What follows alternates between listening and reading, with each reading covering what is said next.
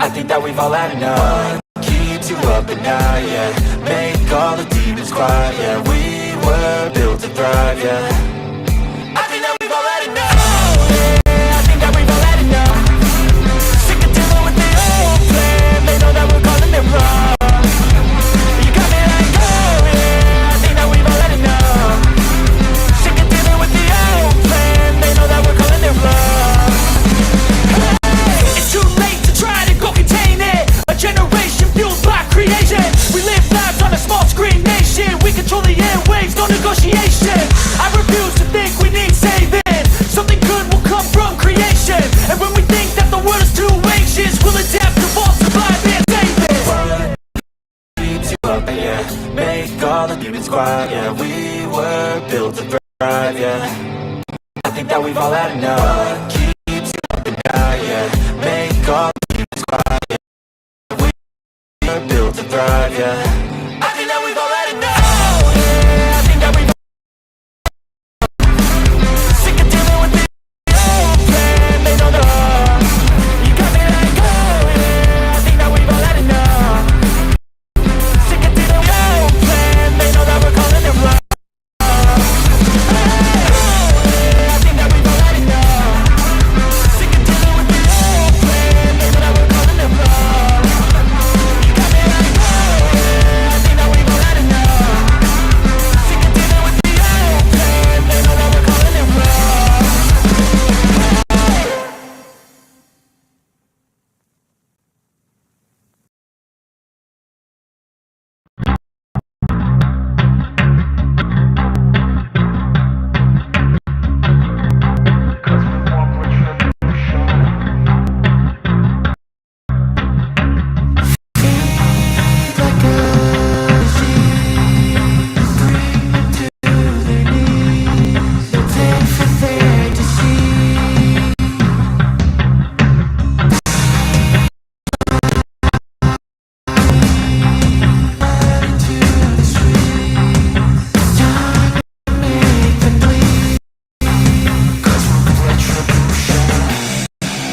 Cause we're retribution. Oh yeah, we want retribution. Oh yeah, we want retribution. Oh yeah, we want retribution. Yeah, we ran out of patience. Boy, you look with the cold hard hatred. I can feel the vibration. Feet in the streets, it's a new sensation. I wanna break faces on the pavement. I wanna make greatness look complacent. Adrenaline awakened, I can taste it. We can make an impact, grab and then take it. Like a disease, bring them to their knees. They for their disease. Breathe just like a wind, spread into the streets. It's time to make them bleed. Cause we just want retribution. Let's go light up the darkness. Make true of an empty promise. Flip cards in the weekend, harmless. Take to the streets and turn them to a mosh pit. Cause we want retribution. Oh yeah, we want retribution. Oh yeah, we want retribution.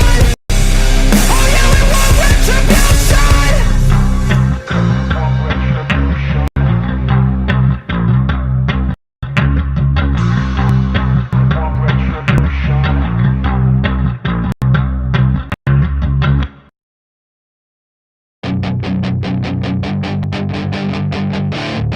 There's your chance to be rude. Hey kid, don't ever let them get inside your head. tell you what to do and instead of everything you know that you could get. Don't let them guide your life towards regret. I'll fight for what I love with that breath. My past is filled with things I won't forget. I use them all to push me to my best. So treat the worst of times just like a test. If only I could go back in time, I'd tell myself that everything will end up alright. Just push yourself, test yourself, figure out what you like, and find your limits, don't bridge it, always work towards a prime. Surround yourself with open minds, people can change your life. A few friends with intent can help you feel alive. Find a passion, take some action, and with a little time, just be patient, make a statement, try to enjoy your life. They'll try to kick you while you're down, they wanna rise up while you drown. They wanna fill your head with doubt. They're silently scared that you'll figure it out. I'll make it look like I'm losing, won't bother hiding my bruises. And when they think you're wounded, then it's your chance to be ruthless.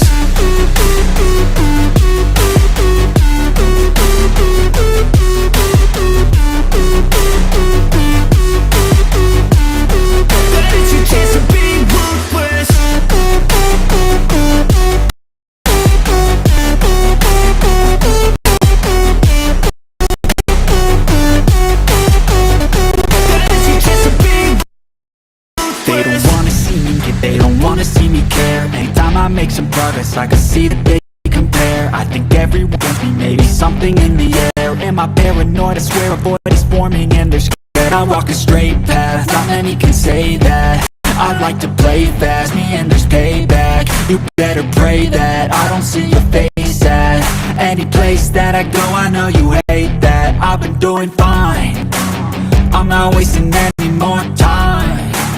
I live for the fight and the climb. And I think that the pain that's deep inside is what defines. So I won't give up, I'm gonna make it to the top. I don't care what's in my way, I swear I'm never gonna stop. I could fall flat on my face and I swear I will get back up. Cause I don't deserve a thing and the road ahead is tough. They'll try to kick you while you're down, they wanna rise up while you drown. They wanna fill your head with doubt. They're silently scared that you'll figure it out. I'll make it look like I'm losing, won't bother hiding my bruises.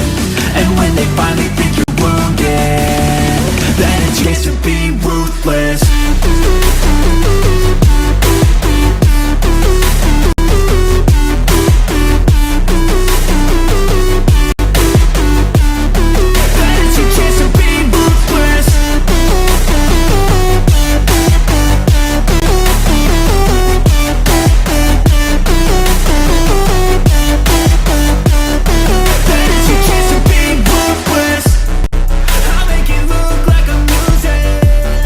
Won't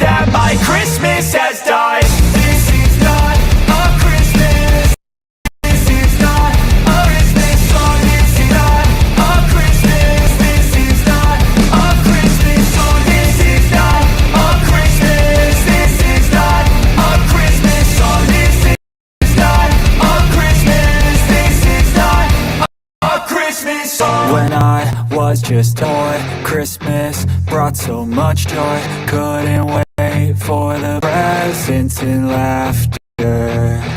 I couldn't sleep late at night, looking for Santa with lights. Those are the memories I still remember. Then I became a man, lost sight of who I am. But right in front of me was the answer.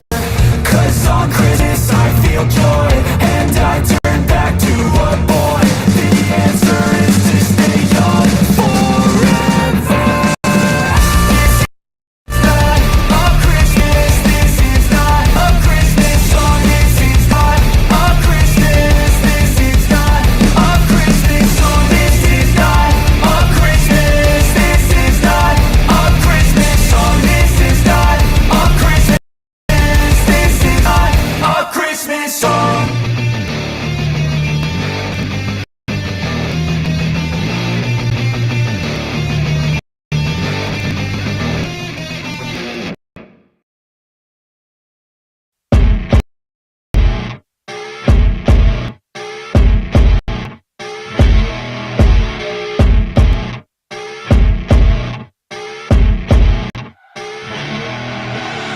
I see her rolling up, Uber black Cadillac, high heel boots and a sexy body full of tats. Baby's bad, oh baby's hella bad. After her there ain't no coming back. Wanna take a run at that. I think she's feeling me, turn it up a degrees. My imagination of her body gets the best of me. Oh gosh, she's such a tease, big bruised knees. I'm addicted to her, need her to me. 'Cause she got a bad little waist, staring down this place. Off the liquor that we chase, got some egos to the face. Baby, I don't need no space. Coming closer for a taste, and I'll show you how I make everything just fade away. 'Cause she's like sex, drugs, cocaine, body so insane. Jealous of the clothing that she wears up on her ball game. No shame, baby came here to play. I feel like an addict 'cause she's sex, drugs, cocaine.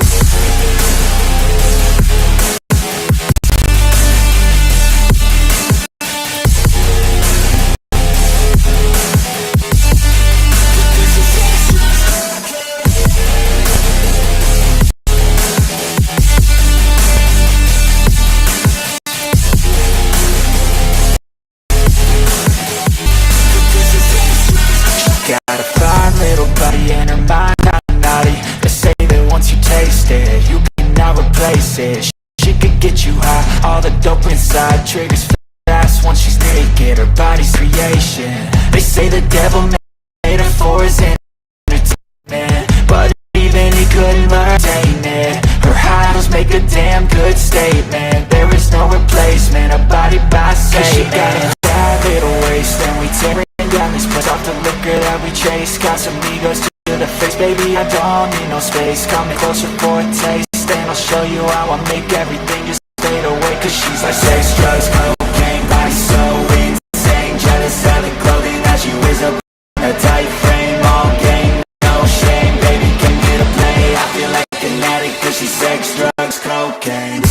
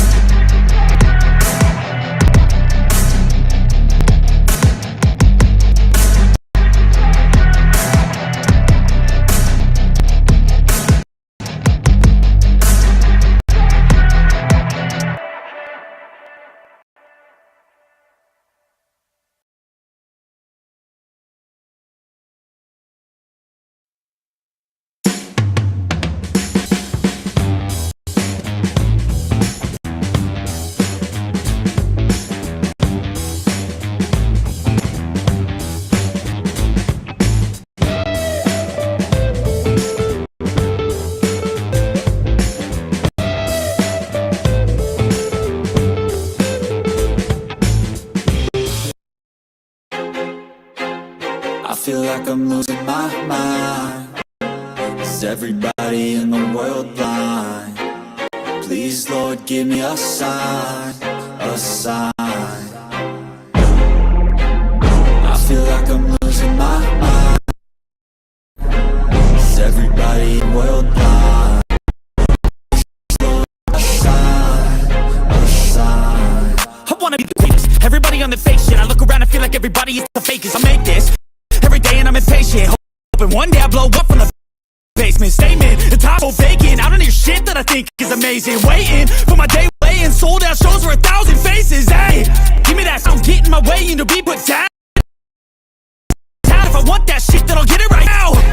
I'm losing it, that fits some losing shit. It's stupid if you choose to live or choose to dip. You choose to fight or lose your grip and lose a gift. Oh, I feel like I'm losing my mind. Is everybody in the world blind? Please, Lord, give me a sign, a sign. I feel like I'm losing my mind. Is everybody in the world blind? Please, Lord, give me a sign, a sign. yeah. There's no mercy in this world, just hunger-thirsty persons in different versions. Each new update, that shit worsens. Why?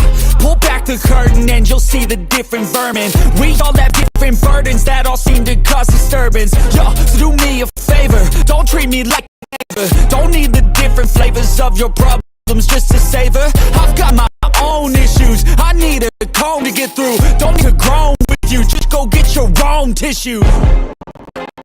I feel like I'm losing my mind. Everybody in the world blind. Please, Lord, give me a sign, a sign. I feel like I'm losing my mind. Is everybody in the world blind? Please, Lord, give me a sign, a sign. That's it, the end of the song. Next time on, trust me, there's nothing wrong. I just need to carry on, cause society's a myth put there to make you sit. Listen to what they give. Don't ask questions, shut your lid. Yeah, don't ask questions, shut your lid. I need to run away from this and go get off the grid. Feel like my brain is overloaded, man, I'm losing it. Don't let them tell you what to do, man, they don't know shit.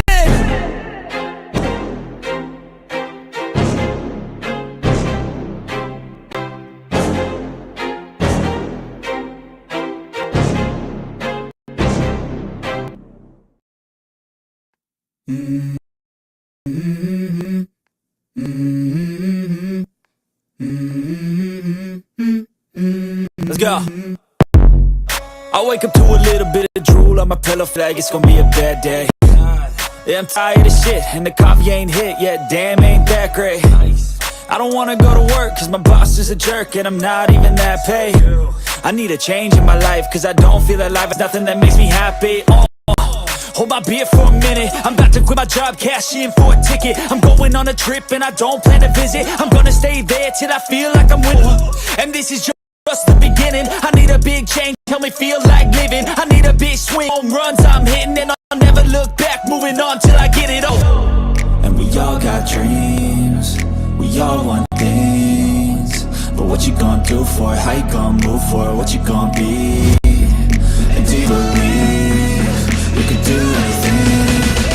But what you gonna do for it, how you gonna move for it, what you gonna be?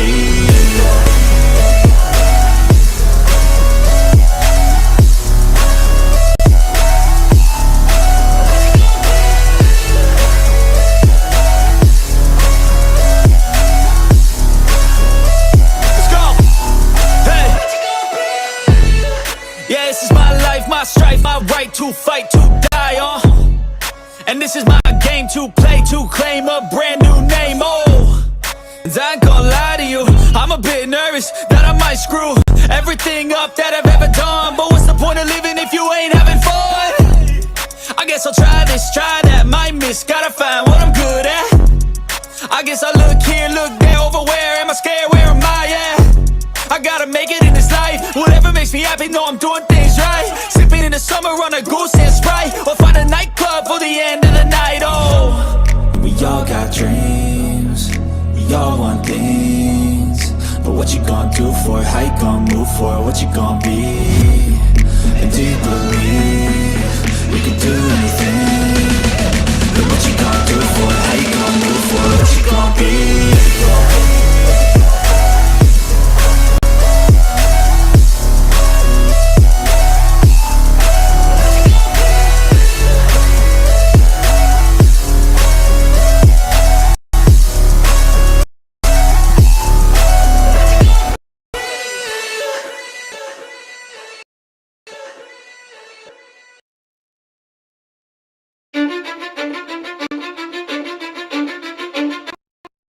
Cause I don't give a fuck what you say.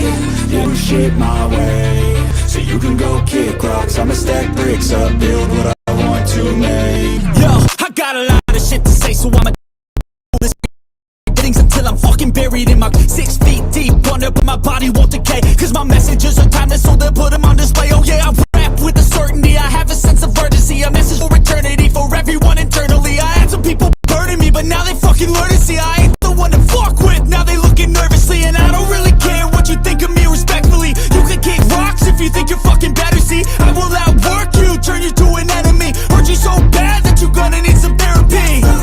I got the motherfucking recipe, I've been cooking up hits, I'ma leave a legacy. You'll be looking small when you're standing right next to me. I'm 5'10", bitch, but I'm 10 feet next to me. I don't give a fuck what you say, yeah, I'ma do shit my way. So you can go kick rocks, I'ma stack bricks up, build what I'm to make. Cause I don't give a fuck what you say, yeah, I'ma do shit my way. So you can go clocks, I'ma stack bricks up, build what I want to make. Yeah, I'ma do it my way.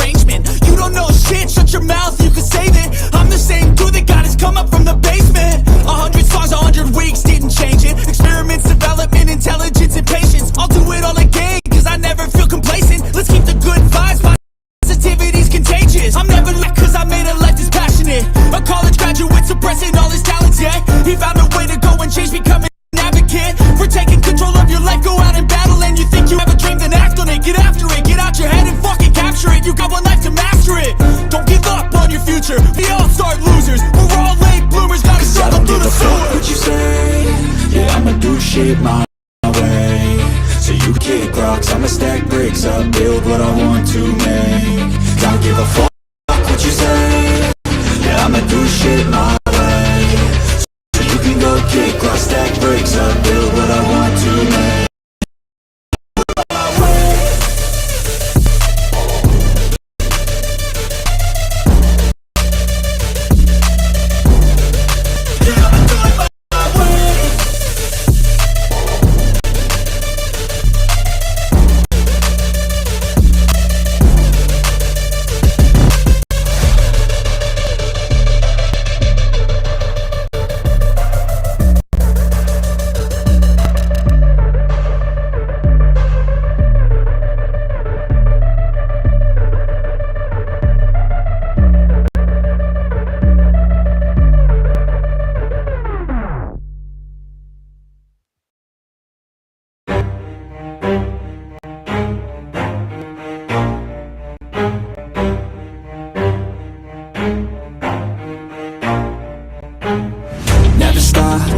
If I want it, gotta make to myself a promise. I won't quit, keep going till I got it. I won't give up, I'm on top. Yo, no, I ain't the to give up. If I do something, man, I do it till I get what I want. I turn a business out of nothing into something I love. I got a poker face, but honestly, I'm not one to bluff. I flip a switch, never miss, man, I always stay up. Don't let it see you, bitch, always have a plan to stay tough. This life ahead of you ain't easy, it was built to be rough. But that's what makes a personality, is chatty, bruh.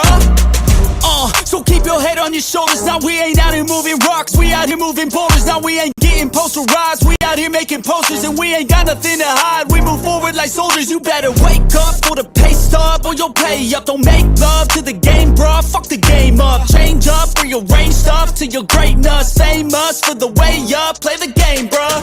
Never stop, I'll get it if I want it. Gotta make to myself a promise. I won't quit, keep going till I got it. I won't give up till I'm on top, yeah. You know I'm always honest, there ain't no way I'm ever stopping. I won't quit, keep going till I got it. I won't give up till I'm on top, I'm always flirting with pain, she like to hurt me and maim. I'm always looking to change, but she's still lurking the same. I keep building a dynasty while the haters be trying me, but they hate from inside. You see, hate society, so I let them speak quietly. Want my action quiet to see they be hiding in private with the screen. Oh, the irony to hate someone who's trying to be whatever they would like to be. We all feel the anxiety, we make our own rivalries. Yo, so where's all the positivity? I feel like we all just hate on everything, it's killing me. Thoughts build quick, causing different possibilities. Negative thoughts will cause different disabilities. So do better, work hard under pressure. If you got no time, work smarter than ever. Don't ever let them tell you that you can't never say never. And turn your mind into the truest to go-getters. Never stop, I'll get it if I want it. Gotta make to myself a promise. I won't quit, keep going till I got it. I won't give up till I'm on. You know I'm honest, there ain't no way I'm ever stopping. I won't quit, keep going till I got it. I won't give up till I'm on top, yeah.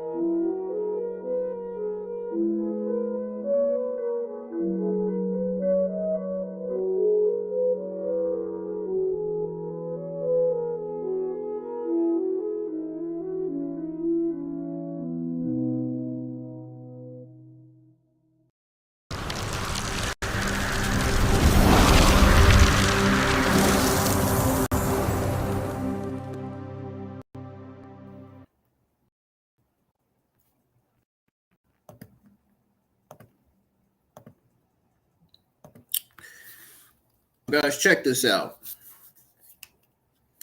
Now, I'm sure you guys saw the news on Comcast reportedly not being interested in buying WWE. Well, what if I tell you there are two reasons why Comcast is not interested in buying WWE? And those reasons are, number one, they already know that the WWE stock, viewership, and ratings are up. And number two, mainly because of Vince McMahon. Vince McMahon is crazy. He's insane. He's evil. He's manipulative. He's a demented old fuck who cares about nobody in the company but himself. I mean, it shows. His documentaries on the his documentaries, man, about himself, it shows it, man. It shows. Those lawsuits being put against him and him being sued, it shows. Nobody wants Vince McMahon in WWE. Get him out. Nobody wants him there. Just like nobody wants to see Mia Yim go with that freaking Michin name. That Michin name sounds like main roster garb-ish. That's a main roster garb-ish name. They need to get that name. They need to take that name off. They need to get that name, keep that name as far away from Mia Yim as possible. That Michin name, no. It doesn't sound right. They need to just go with Mia Yim going forward. I don't like Michin name. I don't. I don't care. I don't give a fuck whether she explains the meaning behind the name or not. I think the person that gave her that name was Vince McMahon and Bruce Prichard, in my honest opinion. Brock Lesnar versus Bobby Lashley is set for Elimination Chamber. Carmella Hayes. Carmella Hayes, given that Carmella Hayes did win over Apollo Crews last Saturday. But Carmella advances to the women's Elimination Chamber match. We got the return of Lita. She causes Bayley her steel cage match. Asuka wins her squash match on Monday Night Raw. This is seemingly heading towards her winning the women's Elimination Chamber match. The squash match is. If Asuka winning on Monday Night Raw is not a sign to you that she's winning the Elimination Chamber match, then I don't know what else to tell you. I don't know what else to tell you, man. That is definitely a sign, a clear sign to me. I don't know about you guys.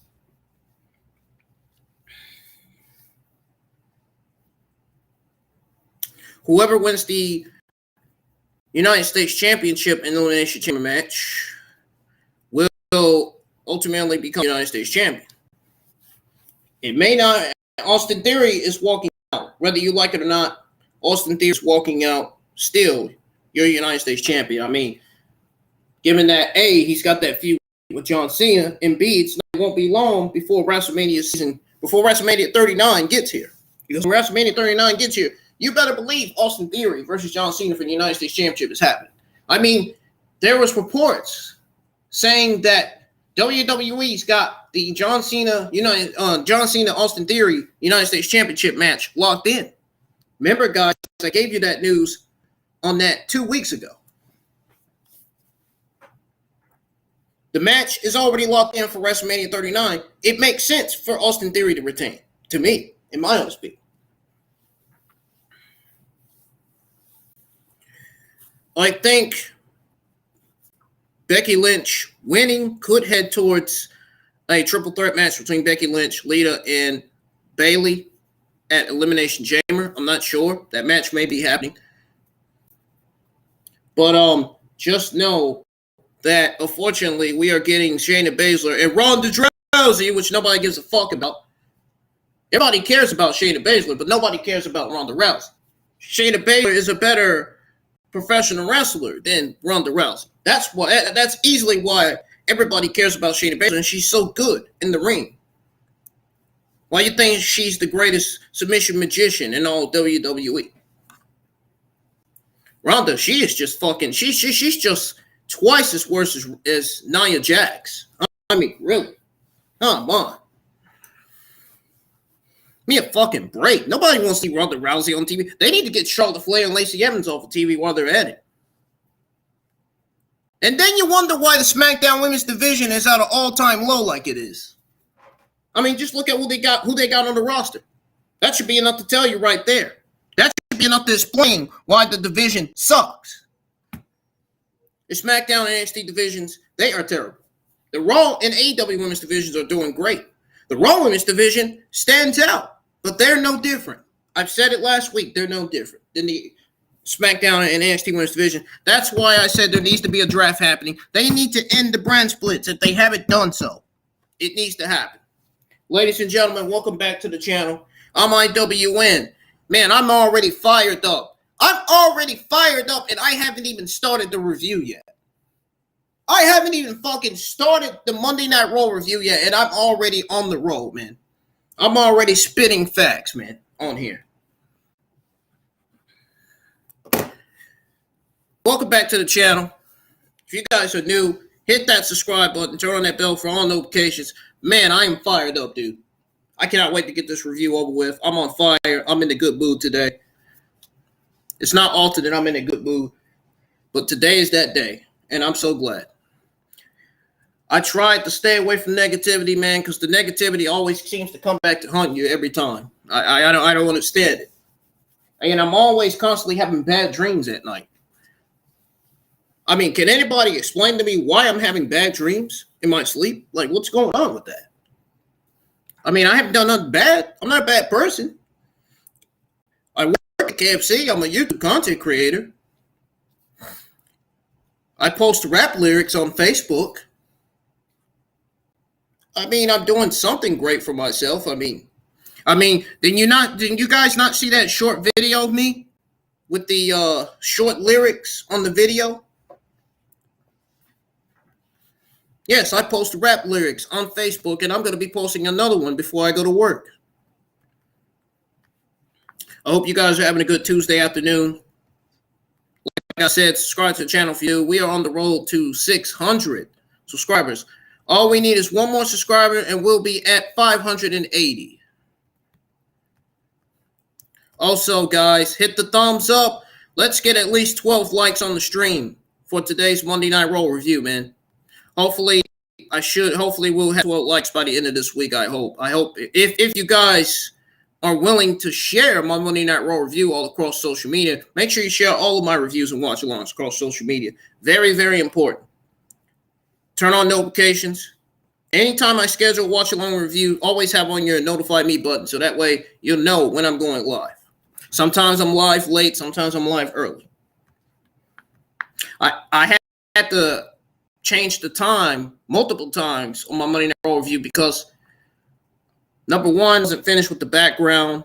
Number two, I had to add today's news to the list. And speaking of news, I have all of your WWE and AEW Tuesday afternoon news to go over. I have not been this fired up in a long time. Really.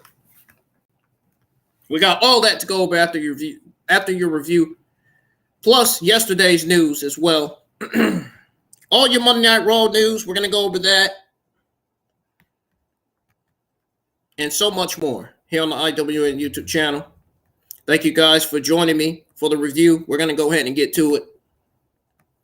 Not going to waste anybody's time. I'm ready to get this done and over with, because I feel like you guys are waiting for me to give you my thoughts on the show. And honestly, my thoughts on the show, decent. It was great. One of the more best Monday Night Raw episodes of 2023. One of the best episodes that WWE's ever produced. It was not bad at all. It was great. The divisions on Monday Night Raw stand out. They're still no different than NXT SmackDown. That is why I legitimately say the draft needs to happen. Judgment Day is definitely being drafted to SmackDown, and you can bank on that. Rhea Ripley is winning the SmackDown Women's Championship, and she's getting drafted to SmackDown, and you can defiantly bank on that because you know she's going to have some new feuds on SmackDown. Even though I don't know why you would want Rhea Ripley to a terrible fucking SmackDown Women's division, because I feel like Rhea Ripley will change the entire SmackDown Women's division. I feel like Rhea Ripley's star power to the SmackDown Women's division will motivate other women in that locker room. I feel like the other women in that locker room will look up to Rhea Ripley and will do just like her. And we want that. Because, my God, the SmackDown needs new star. My God, the SmackDown need new star power. Charlotte Flair, nah. No. Nope. WWE doesn't need Charlotte Flair on TV. They need to get her off of TV. Nobody gives a fuck about Charlotte Flair. Get her out. I hope to God they have Charlotte Flair that title to Rhea Ripley. Charlotte Flair is one of the worst women's champions in the modern day era. Same with Ronda Rousey. I don't know why they would make a decision to have Charlotte Flair roll up Ronda Rousey for the 1, 2, 3 and have her become the new SmackDown Women's Champion. That made no sense whatsoever. Do you guys know why they did that? Why they made that terrible decision? I think it was a Charlotte Flair political agenda idea. That's what I think that was. That was a Vince McMahon Bruce idea to have Charlotte Flair roll up Ronda Rousey 1, 2, 3 and win the SmackDown was championship. I'll never forget it, man. That day was terrible. That was a complete letdown. Never mind the fact that the pitch black match was a complete letdown. That match right there was something about that match. Something about that match between Charlotte Flair and Ronda Rousey for the SmackDown Championship. They made that match official at the last minute. Something about that match just was so awful. It just didn't feel right. It was not good.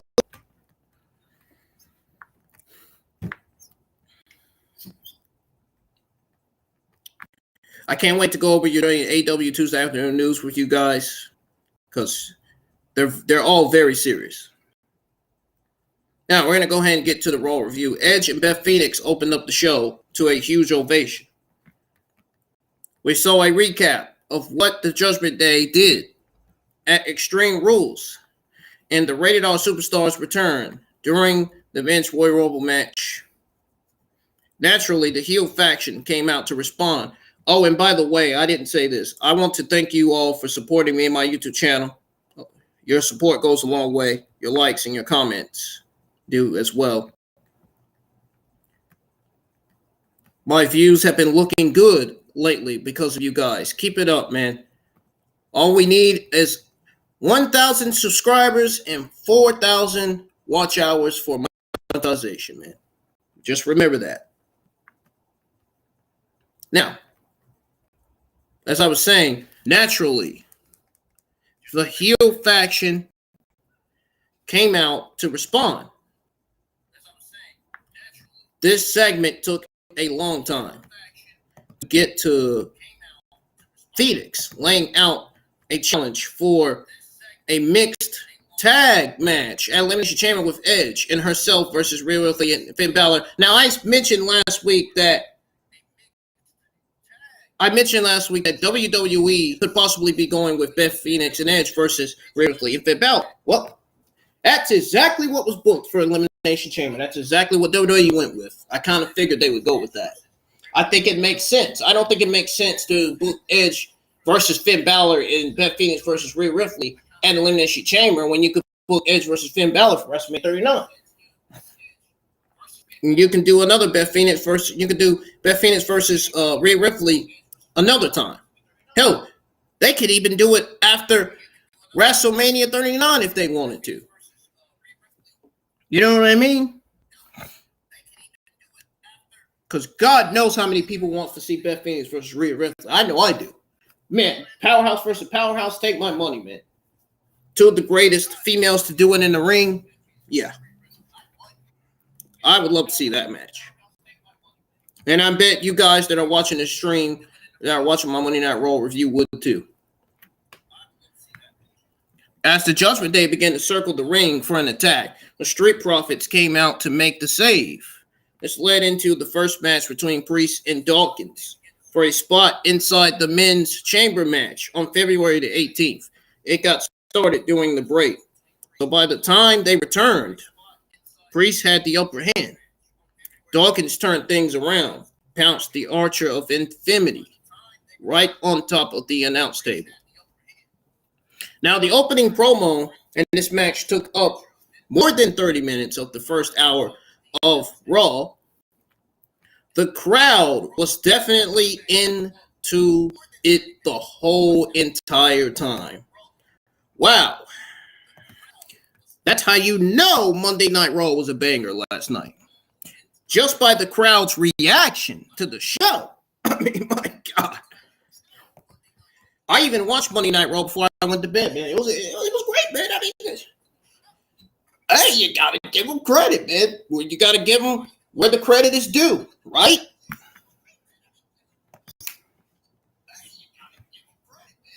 You gotta give them where the credit is due, man. Legitimately.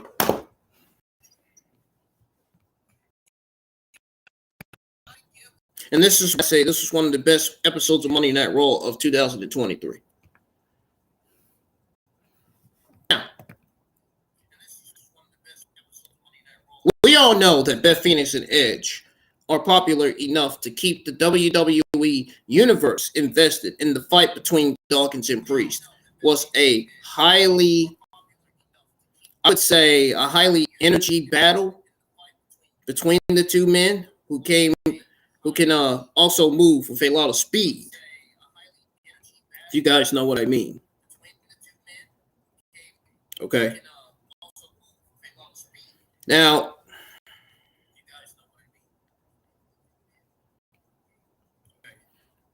despite some big moves from Dawkins, Priest was able to secure the win to earn his spot inside the men's chamber.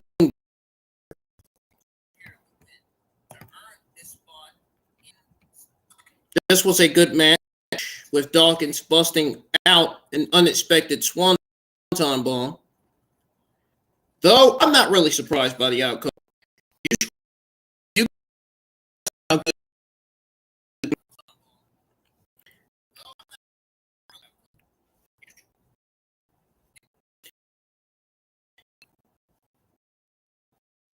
I'm not surprised by the outcome,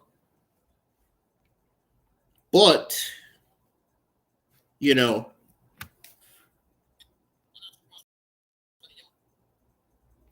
oh, hold on. My audio skipping. As I was saying, guys, I'm not surprised by the, but I was actually hoping that we get both of the Street Profit members in the Elimination Chamber.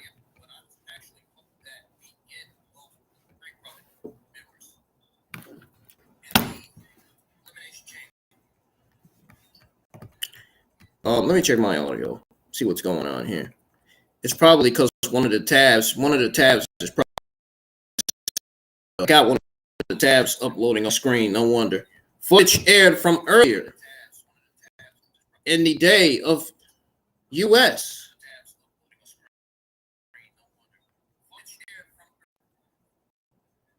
Austin Theory, the United States champion, arriving in a sports car. We got the terrible commentator, Patrick, hyping a replay of the Bloodline segment that closed Friday's SmackDown. Graves congratulated Bad Bunny on his latest Grammy win. Adam Pearce was shown singing Maximum Male Models and Maxine Dupree, or Maximum Male Models and Maxine Dupree to a Raw contract. Chelsea Green patted on the shoulder and then mentioned that she had Belgian chocolate rather than the Swiss chocolate that she requested. She threatened to get Pierce fired if he didn't add her to the Elimination Chamber qualifier. But who was there to fire him? Triple H? Vince McMahon?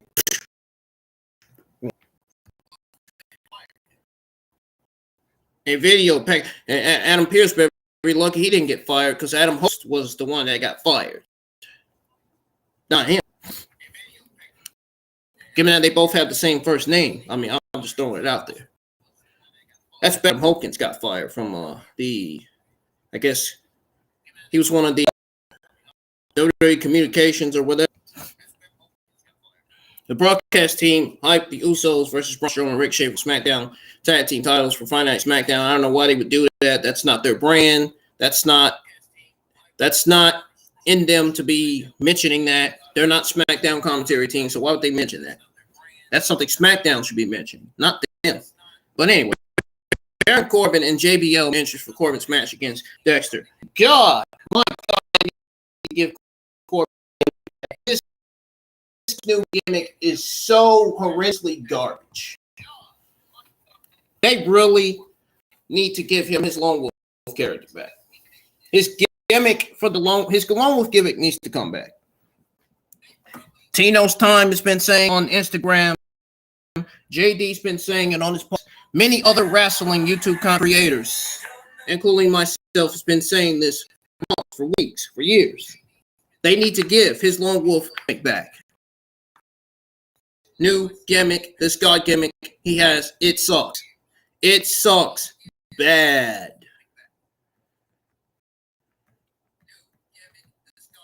That gimmick, get it out, man. Get it off of T. Nobody cares. Nobody wants to see it. Nobody wants to hear about it anymore. Please, just, it's trash. Get it, please. An ad for NXT taunted Damage Control's appearance and Carmelo Hayes being next in line for NXT champion Braun Breaker. Dexter Lumis and Johnny Gargano made their entrance. We got Lumis versus Baron Corbin. This match was boring, even though Lumis did most of the work, which was great. I was hoping, when I watched this, I said, please, can we end this match now? Baron Corbin will give you a run of money, but his gimmick has got to go as far as wrestling goes. Now, Corbin took a cheap shot at Lumis and then went on. He went on to the offensive once the match started. Now, bombing a hatchet through JBL's cowboy hat on their desk last week.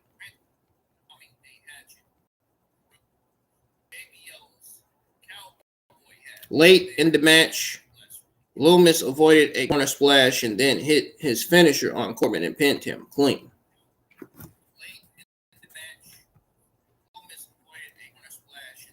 Now, I would say quick and painless. It looked like Lumis suffered a fat lip at some point during the match. The broadcast team did play up Corbin not being able to get out of his own way. So hopefully they are working toward yet another reboot. Corbin's current character and act with JBL is fucking lousy. It feels like Ronda Rousey. The shit sucks. Get it off TV.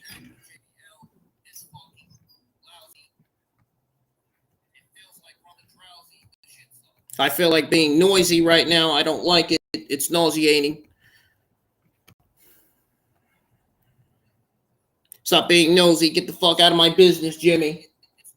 It's not good, bro. Why are you supporting Corbin's gimmick? It's garbage. Get your mind out of it, man. Really. What did I say, bro? What did I say, man? I told you to stop watching Corbin on TV. I told you to stop. Stop supporting the gimmick. No. Nobody likes it. Nobody cares. Becky Lynch was interviewed by Byron Saxton on the backstage set. Lynch played to the Orlando crowd and noted that her issues with Bayley started in the same city. If you ask me, no, I'm just joking. Lynch recalled meeting Bayley in a weight room at the WWE Performance Center. Boom! Came Adam Cole, baby, on AEW television whenever he's on there. Lynch spoke about becoming the man industry. Said Bayley didn't like that, so she attacked her with a chair. Now, if a bear was in front of her, I'm just throwing it out there. Separated her children, her family into things.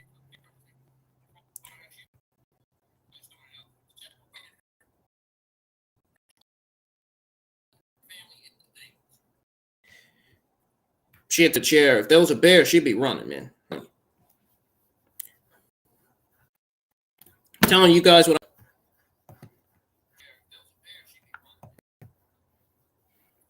She would be taken off, man.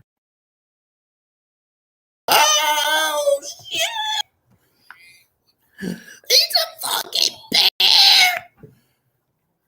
No, I don't think she's going to say it like that, but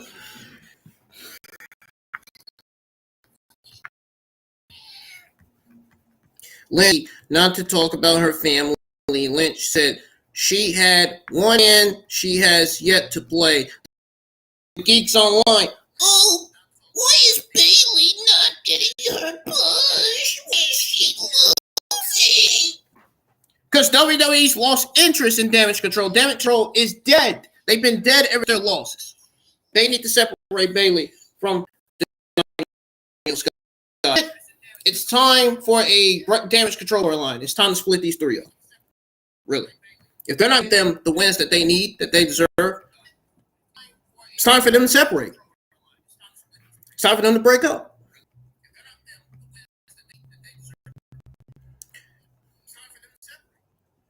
Lynch recalled meeting Bayley in the weight room at the WWE Performance Center. Lynch spoke about becoming the man of the industry. Tackle with a chair. We already went over that. I don't know why I'm going over that again. Lynch told Bayley not to talk about her family. Lynch said she had one hand she has yet to play, but she's thinking that tonight might be the night. Obviously, the steel cage match was last night. The cage was shown hanging over the ring while Patrick hyped Lynch versus Bayley as the Raw main event. Every time I see Charlotte Flair in the book, I'm going to turn the page.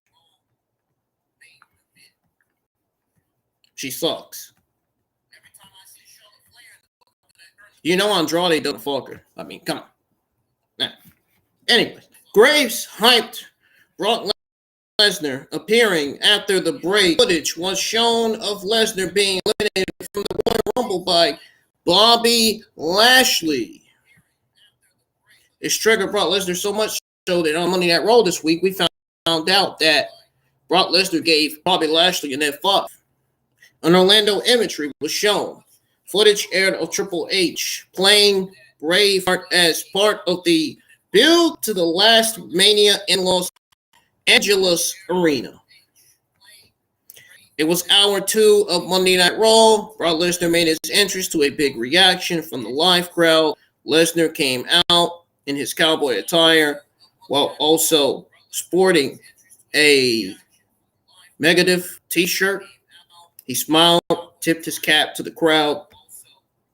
Lesnar slapped some hands on his way to the ring. Graves brought up the Megadeth lyrics of peace sells. But who's buying? Just don't put his wife in jail or she'll probably have enough money to bail out of jail, man. And then she'll tell on her ex-husband. Yeah. Nah, I'm just being funny, guys. And said, certainly not Lesnar. Nice. Twice his dice, right? Lesnar entered the ring and asked the crowd if they caught the Royal Rumble. Man, that earthquake had a fumble, man, Turkey, man.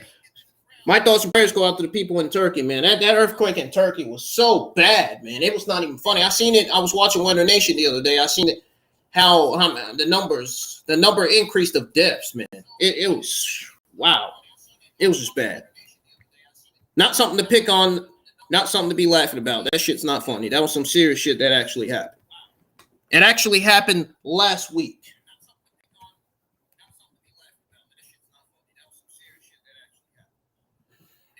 But Lesnar entered the ring and asked the crowd if they caught the Royal Rumble. I did too. I thought it sucked, Lesnar said. Or at least, isn't that something JD said on his Royal Rumble review, man? He said it sucked. It was not good.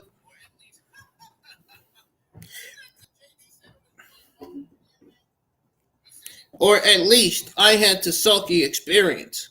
Lesnar said he got his ASS thrown over the top rope by Bobby Lashley.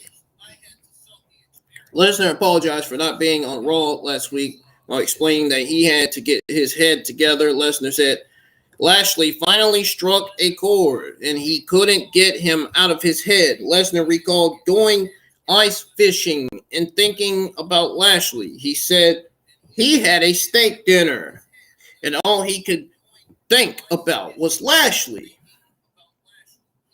Yeah, just like all I could think about is my friend on Facebook, Ashley.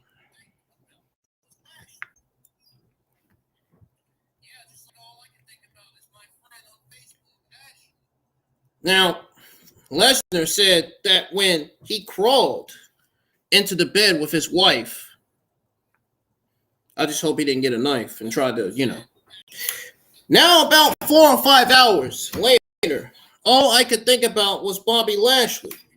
Lesnar said with a smile, funny. Lesnar said he came up with a violent resolution. Just don't have Bad Bunny come out and get F5 by Brock. I mean, we've seen that happen before. Lesnar said he came up with a violent resolution. Lesnar said that in his $5 denim jacket was a multi-million-dollar contract for Lesnar versus Lashley match at Elimination Chamber. Pokemon. When I think of Pokemon, I say I gotta catch them all. Lesnar said that if Lashley had balls, he could come out and sign the contract. I think if a fan watched Guard on TV, he'll fall out of his fucking chair. Bobby Lashley made his entrance, dressed in a suit. I recall beating Lesnar in their first match. Oh, their first match, really? Lashley said Lesnar beat him in the second match, but he left him laying afterward. Lashley also pointed out that he had no problem throwing Lashley over the top rope at the Royal Rumble. Was it dope? No. That's my answer to that one. Based on his count, Lashley said things should be done on his terms. Lashley said he was going to let his agent, lawyer, and manager look at the contract. I'll take it into consideration. Lashley said he asked Lesnar if he was surprised that he's one up on him. Reminds me, where's my coat? Oh, it's in the kitchen. Lashley turned to leave, but Lesnar spawned him around, putting him down with an F5. Can you imagine if Brock Lesnar put him down with an F5? Looking at Bobby Lashley, I said, "What's up?" And then he goes out the ring. Lesnar the contract over Lashley, while the crowd did one more time. But no major porn was done. Lesnar was over huge with the live crowd as a heel. Yes, he was. Candice LeRae was shown standing backstage. Johnny Gargano spoke to her while Dexter Lumis stood by, and Nikki Cross was shown watching in the background. Watching in the background like Sage. Anyways, LeRae, a photo that Lumis had drawn to wish her good luck. The photo had watching Gargano, LeRae, their baby, and their dog from behind. LeRae spotted Cross and called her. Cross laughed and then ran away, with LeRae acting confused. As a matter of fact, I think they're still going to go with Candice LeRae versus Nikki Cross, Elimination Chamber. I still think that. I'm not sure. Candice LeRae a second chance. You know WWE wants Candice LeRae to have bigger spotlight. You know they want Candice LeRae to be at Elimination Chamber, so it's probably going to be LeRae versus Cross, maybe. I don't know. We got Piper Niven. No, I'm not calling her that name. No, I'm calling Mia Yim Michin. They need to really get that roster garbage name away from Mia Yim, man. We need to be calling her Mia going forward from now on. WWE, hear me out. That Michin name, it's got to go. It's main roster garbage. It's got to go. That name is main roster garbage. Get rid of that name. Versus Carmella in a women's elimination chamber qualifying match. And then you wonder why the Similans online were complaining about Mia Yim calling herself. I don't blame them. That name sounds awful, dude. It does. Niven's entrance was coming out of the break while LeRae and Mia Yim were already in the ring. LeRae had an LP, Lanny Poffo, and on. You had that on. Anyways, Niven performed a running splash on all three opponents while they were seated in the ring. You want to know Candice LeRae had an LP, Lanny Poffo, Grandpa armbands on? Because Lanny Poffo passed away last week. I gave out that news on his passing, remember? Now,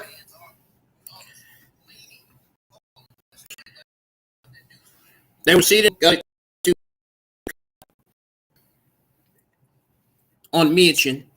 Niven cleared two opponents. What did I say, Michin? Oh my God. I'd rather say my dog named Cinnamon. I'd rather say that than say Michin. Niven cleared two opponents from the ring and Carmella for a 2 count. Standing tall, heading to a break.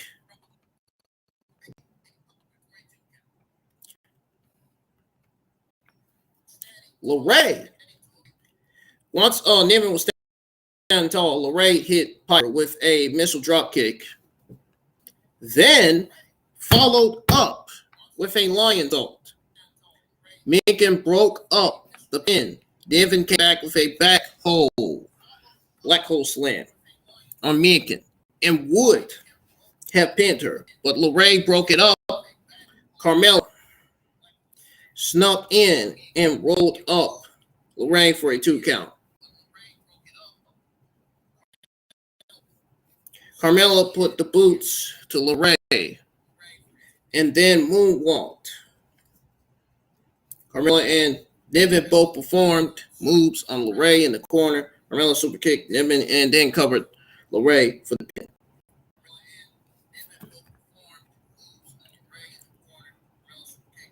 As much as I was hoping for Niven to win, I mean, I want to say I can't complain about Carmella getting some love after her long injury layoff. Good for her, but Piper Niven came back long before Carmella came back. So I think Piper Niven should have been given the win. I think this was a terrible decision to have Carmella to win. I think it would have been the right decision should have been Niven winning, to be honest. That's just how I feel about it. It's just my opinion. Backstage, Corbin and JBL where they were going to eat while MVP could be seen talking to Cedric Alexander and Benjamin in the background. JBL told Corbin that his Hall of Fame career took a credibility hit because of him. JBL told Corbin that he doesn't belong near him. Corbin said he would do better. You can't polish a turd. JBL said, I tried. JBL walked away. Alpha Academy, Chad Gable. JBL walking away tells you everything you need to know about Corbin's terrible gimmick. Alpha Academy, Chad Gable and Otis made their entrance. LeRae was walking backstage when Niven showed her some production crates and complained about not winning the match.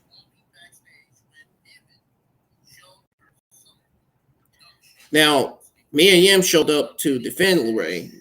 Niven told them that she won't be so forgiving if either one of them stand in her way of winning the Raw Women's Championship match. All right. The Raw Champion. Got Cedric Alexander and Benjamin. The tail end of Alexander Benjamin's entrance was televised, and the broadcast team made a big MVP being in their corner again.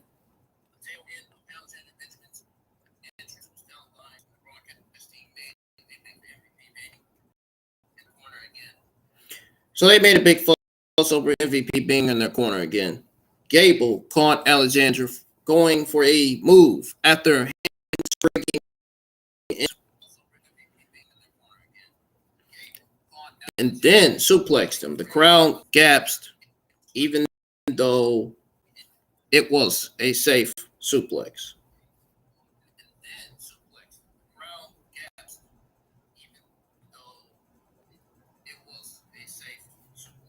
Otis and Benjamin tagged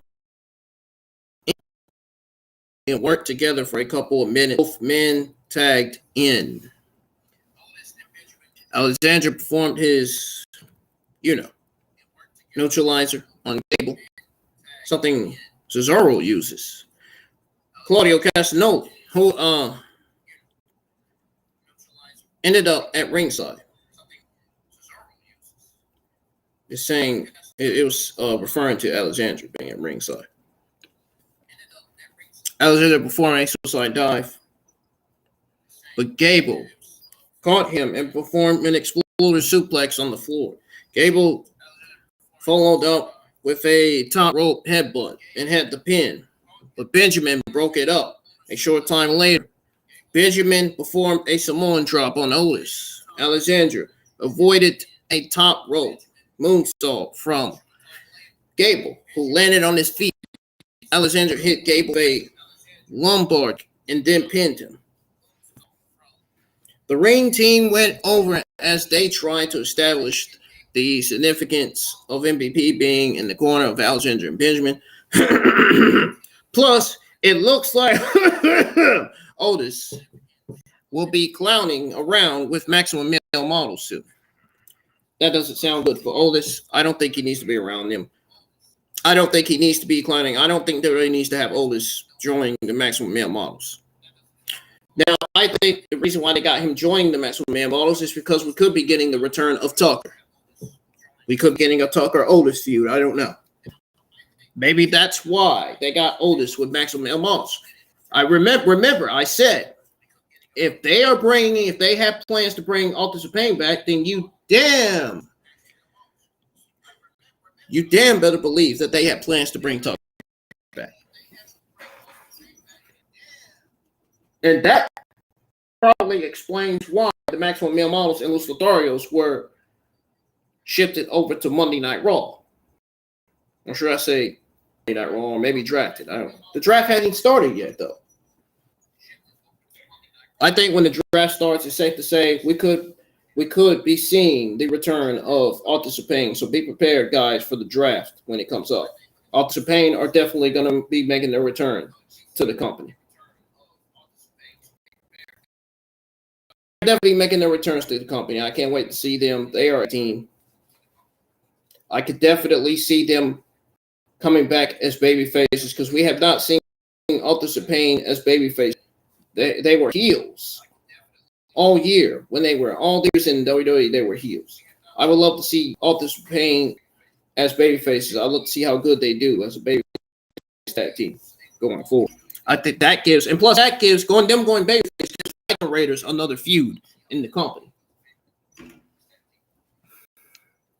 Because Lord knows the Viking Raiders need their NXT gimmick back. They really do.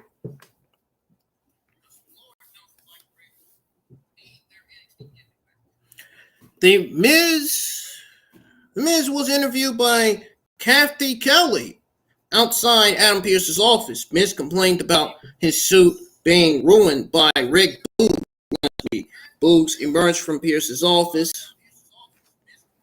Miz wondered how he got an appointment before he did. Pearce came out, heard Miz bad-mouthing him, and complaining he would have won last week had he been dressed for the match. booked their rematch for next week. We're getting Red Bulls versus The Miz next week on Monday Night Raw. Yeah, I can't watch. I can't wait to watch Rick Boogs destroy Miz.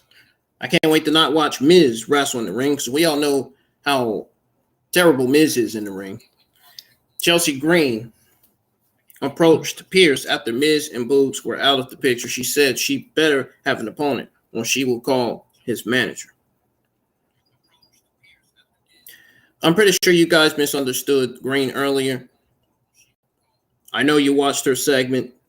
She did complain to Pierce that she could beat the woman who had qualified for Elimination Chamber and then asked for a match on this show because she has family in attendance and expects a big star presentation. You know, I understand that completely. But WWE's not doing Chelsea Green any good. I mean, she was already embarrassed in the Women's Royal Rumble. As soon as she walked in, she got eliminated out the ring by Rhea Ripley. As soon as she came in, she got put right out the ring. She only lasted a second in there in the 2023 Women's Royal Rumble.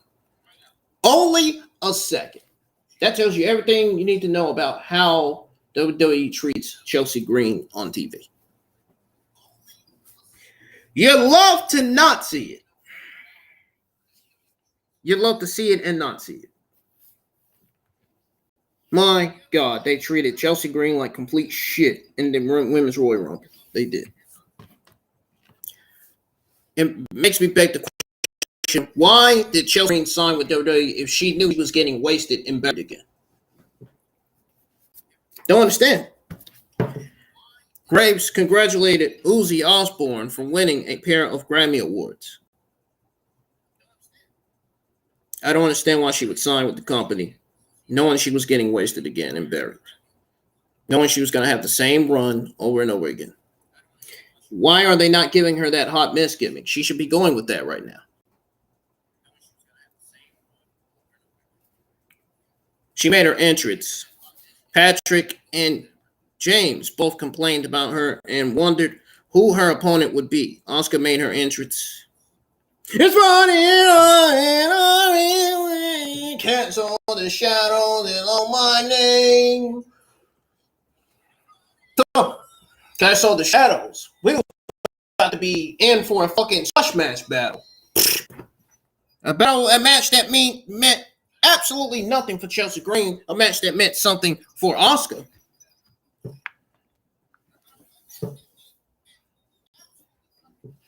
Asuka versus Chelsea Green. Green dropkicked Asuka just as the bell rang. Liv Morgan. Damn, man. Asuka banged on fucking Chelsea Green. Talk about bangers. After bangers after bangers. I don't know, man. I don't know what comes after that. Oh, what comes after bangers is danger, man. Chelsea Green was definitely in danger, dude. Even if she had a Ranger gimmick, she wouldn't last long against Asuka. I'm serious. Raquel Rodriguez and Natalya were at ringside. Carmella walked out during the open seconds of the match. Green performed a modified flatliner and then jogged at the women at ringside. Nikki Cross appeared at ringside. Grace says she crawled out from underneath the ring. Green jawed that Cross and the other women at ringside while Asuka recovered and then stood behind Green and laughed. Asuka hit Green with a series of strikes and then suplexed her. Asuka ran into a boot from Green, then caught her in an armbar and got the submission win. It looked to me like Nikki Cross and Asuka were working together in this squash match. That's what it looked like. Given that Asuka and Nikki Cross are both heels.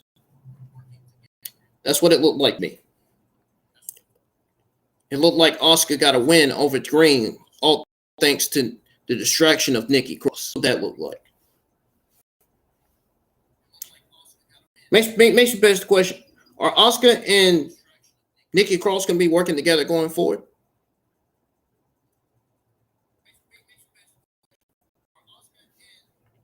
Are they going to be going after the WWE Women's Tag Team Championships? Hope to God not. Keep Asuka away from the Women's Tag Team Championships because, you know, she was a Women's Tag Team Champion with Charlotte and it didn't make sense. That duo didn't make sense at all.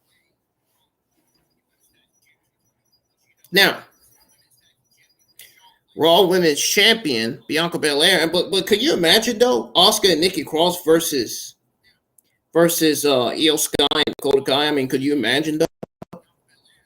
Asuka going up against Io Sky and Dakota Kai with that gimmick, teaming up with Nikki Cross.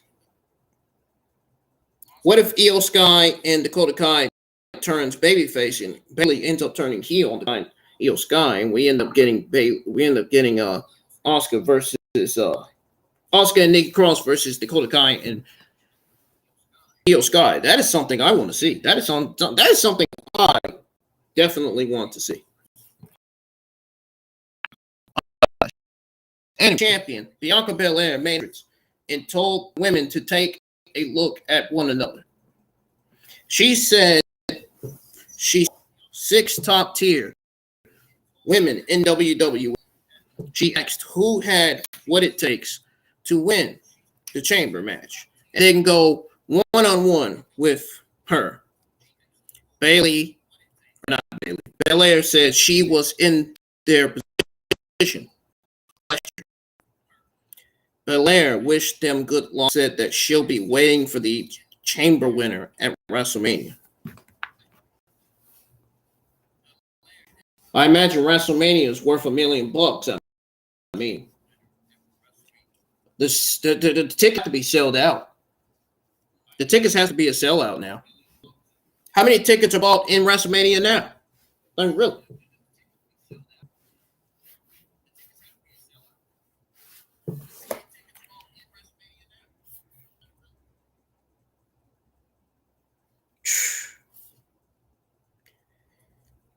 How many tickets are sold out now for WrestleMania? Man, seeing Ronda Rousey and Shayna Baszler going up against Io Sky and Dakota Kai gives me the fucking cricket sounds. My God, is Ronda Rousey going to be performing terribly in the ring? I can't wait not to watch. She is going to completely make Shayna Baszler, Dakota Kai, and Io Sky look bad. She is. If they book that match for WrestleMania.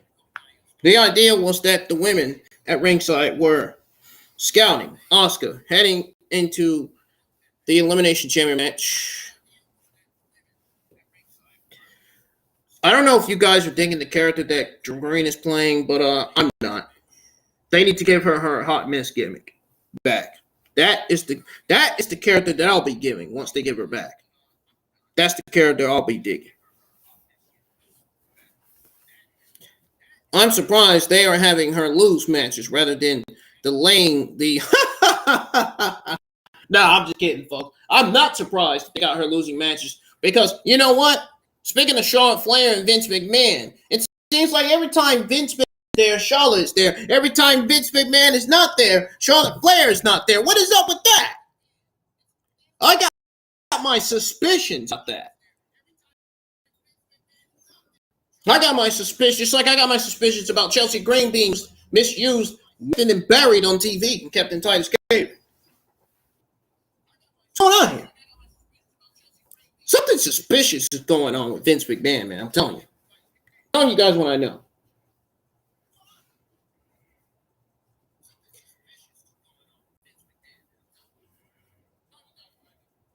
Anyways, it is pretty comical. Belair came off well with her brief promo. Cody Rhodes was introduced by ring announcer Mike Rome. When I listened to JD's short clip, man, on my phone, he was right. There shouldn't be no Dusty Rhodes mentioned. This feud, WWE needs to tell a Roman Reigns Cody Rhodes feud story. We need story, we need feel, we need excitement to this Roman Reigns Cody Rhodes feud. We don't need the fans certainly booing Cody Rhodes. That's what we don't need. Boy, if they boo him, that is going to look bad for Cody Rhodes. I'm telling you right now. I had to imagine what Cody Rhodes was going through right there and then in that ring. Couldn't imagine. Cody came out dressed in a suit and slapped hands with fans on his way to the ring. He stomped and looked at the WrestleMania sign. Once in the ring, Cody waited for a Cody chant to die down. So what do you guys want to talk about, says Cody Rhodes. Cody Rhodes asked the crowd, what do you want to talk about? He said he used his interview time last week to talk with respect about the man he could face at WrestleMania. Roman Reigns, obviously. The fans booed the man Roman Reigns. A small Sammy chant broke out. Jesus Christ, I knew it. Cody said the fans read his mind. Cody mentioned that Reigns is defending the title against Sammy. Cody played up to the possibility that he'd be challenging Zayn for the title at WrestleMania. Cody said he respects anyone avenging the injustice and respects his friend Sammy. Cody said, "May the best man win." Ladies and gentlemen, Paul Heyman does that. His ladies and gentlemen intro. Ladies and gentlemen, introduction. Paul Heyman said before walking onto the stage himself, Heyman stood on the apron, asked for Cody's permission to enter, which he was given. Heyman said,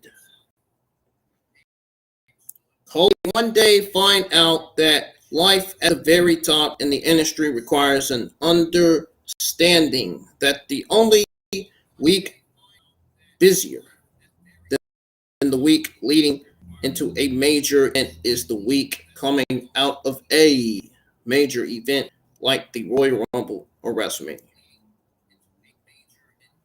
Heyman said that he and Reigns have a lot on their plate and a few things fell through the cracks on the island for relevancy. All thanks to Sami Zayn. Heyman said, that was me mentioning that. You didn't hear that from Heyman. You heard that from me.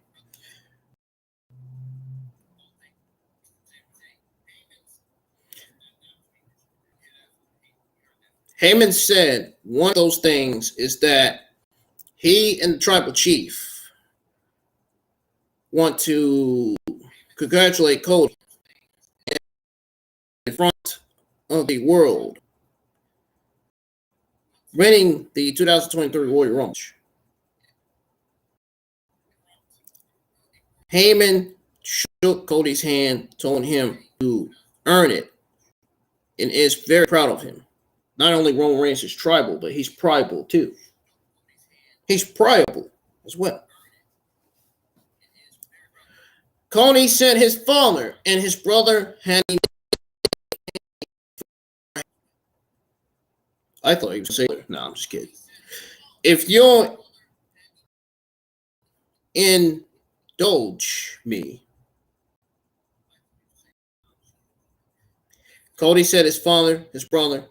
I was going to say his mother. I was just kidding. I said it again because the audio skipped. You guys didn't hear it. But his brother had. You'll indulge me. I'm going to call you Mr. Heyman. Cody said it's because I have an unparalleled respect for you, and I think you know why. Cody said that if they were going to pull back the curtain, they might as well pull it back for everyone. Cody said that in the year 2000, the words had hard times. More than just a promo. Big Boss Man is theme song. That's the name of Big Boss Man's theme song, Hard Times. He said that his family was broke. He said his father did local car promos for the money, but so that he could keep the car. Make sure you're on the car with the rolls when you're cutting up a pork. That's my word of advice to the Rose. Cody recalled Heyman, calling his father and telling him that ECW was in town. Cody recalled Heyman telling Dusty Rhodes that Steve Corino would talk a little smack about him. And if Dusty would agree to ECW, he would pay him and pay him well. I'm pretty sure he would get Rusty too. Cody said that Heyman kept his word and it gave his father his cack. Cody thanked him for that. Cody said that they don't talk about it, but before he was in WWE, he was somewhere else causing a little bit of trouble. Uh-oh.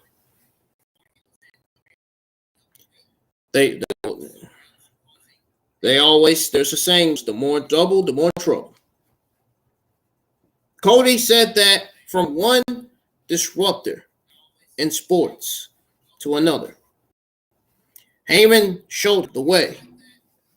Cody thanked Heyman again. The crowd chanted, "Thank you, Paul." And Cody encouraged it.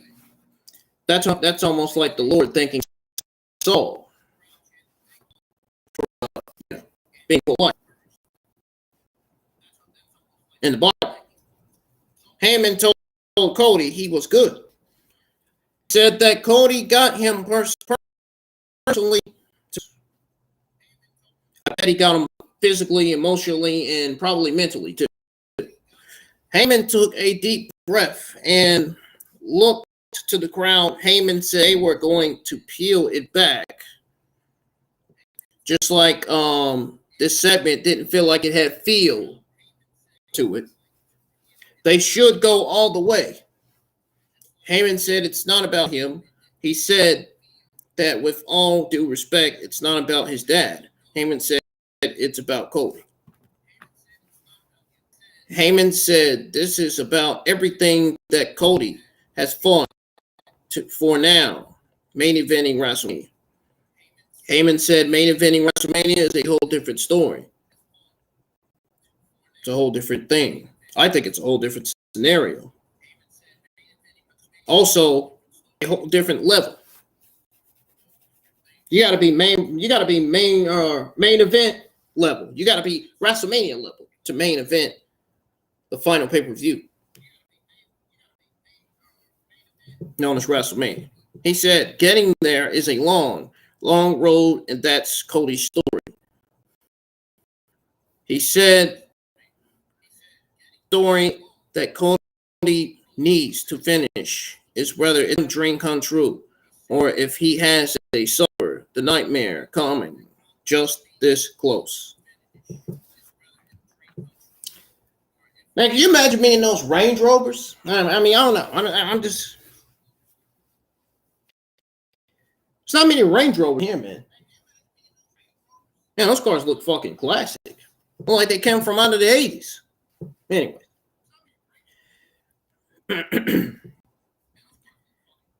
Heyman said this is about everything that Cody has fought for to now main eventing WrestleMania.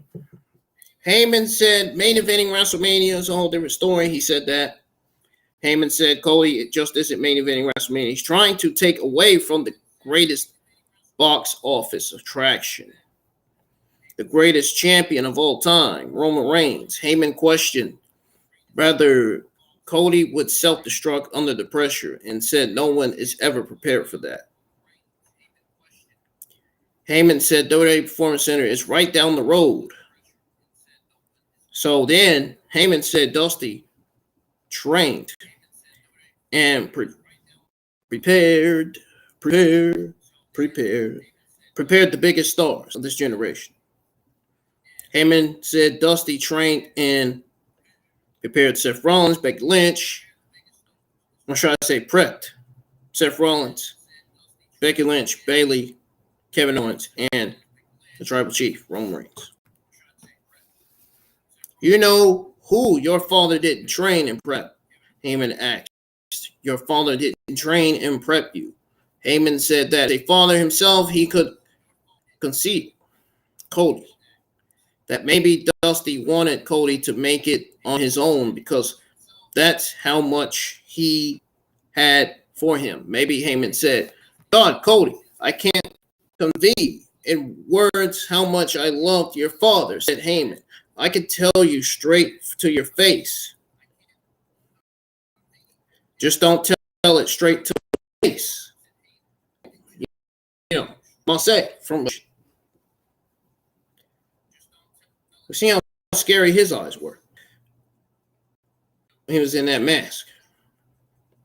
Where his favorite son, Roman Reigns, was the son he always wanted.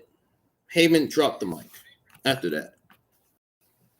Cody turned it toward Heyman, who took a step back. Heyman said off mic that he was just relying on the mic. Cody grabbed, oh shit, he was relying on the message. Excuse me, not Mike. Psych! No, seriously, he was relying on the message though. Cody grabbed Heyman's hand and shook it aggressively. Cody said into the mic that he was just trying to win a championship. Everybody is trying to make it personal. Cody said that's what Heyman just did. Cody said that Heyman will pay for it. His boy, Roman Reigns, will be at WrestleMania when I take those titles personally. Cody shoved his mic into Heyman's chest and then left the ring. This segment was too fucking long. They do not need to ever produce longer segments like this again. But even though the segment was long, it was still an outstanding verbal segment that was absolutely rooted in reality. Heyman's line about Roman being the son that Dusty always wanted was great. When I think about reality, I'm thinking hospitality. Cody's fury response was perfect. This was excellent television. I guess this gave Cody somewhat immortality, man. It felt like it. I don't know why. It just did. A WWE 2K23 video spot aired, and I do have a little bit of 2K23 news as well. And Montez Ford made his entrance for the Elimination Chamber qualifier. A Black History Month video focused on Kofi Kingston. We got Montez Ford and Elias in a men's elimination qualifying match.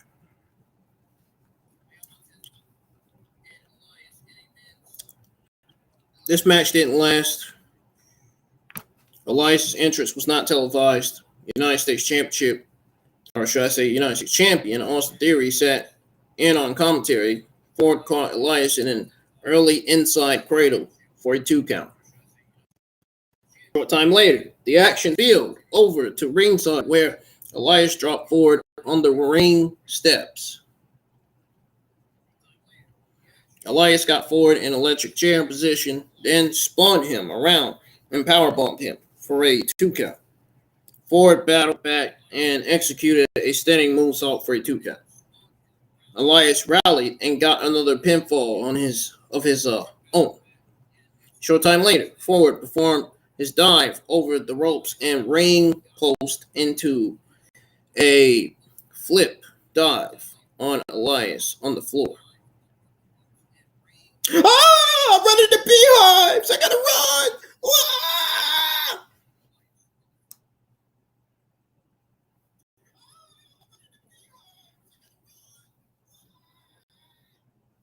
Ford rolled Elias back inside the ring and hit his top rope frog splash for the win.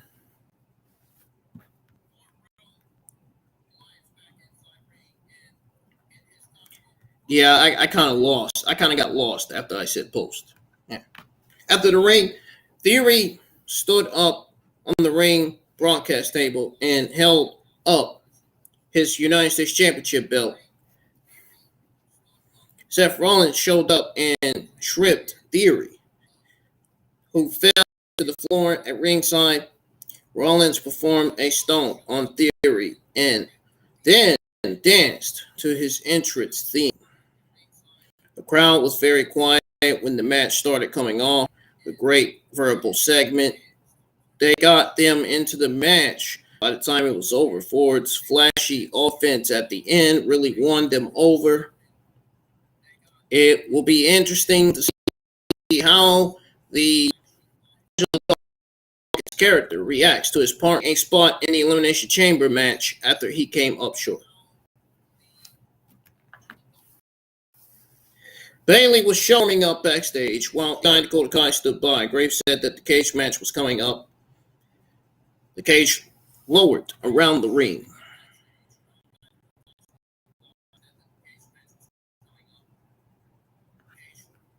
Well, keep your chin up. Technically, Bayley didn't actually say no.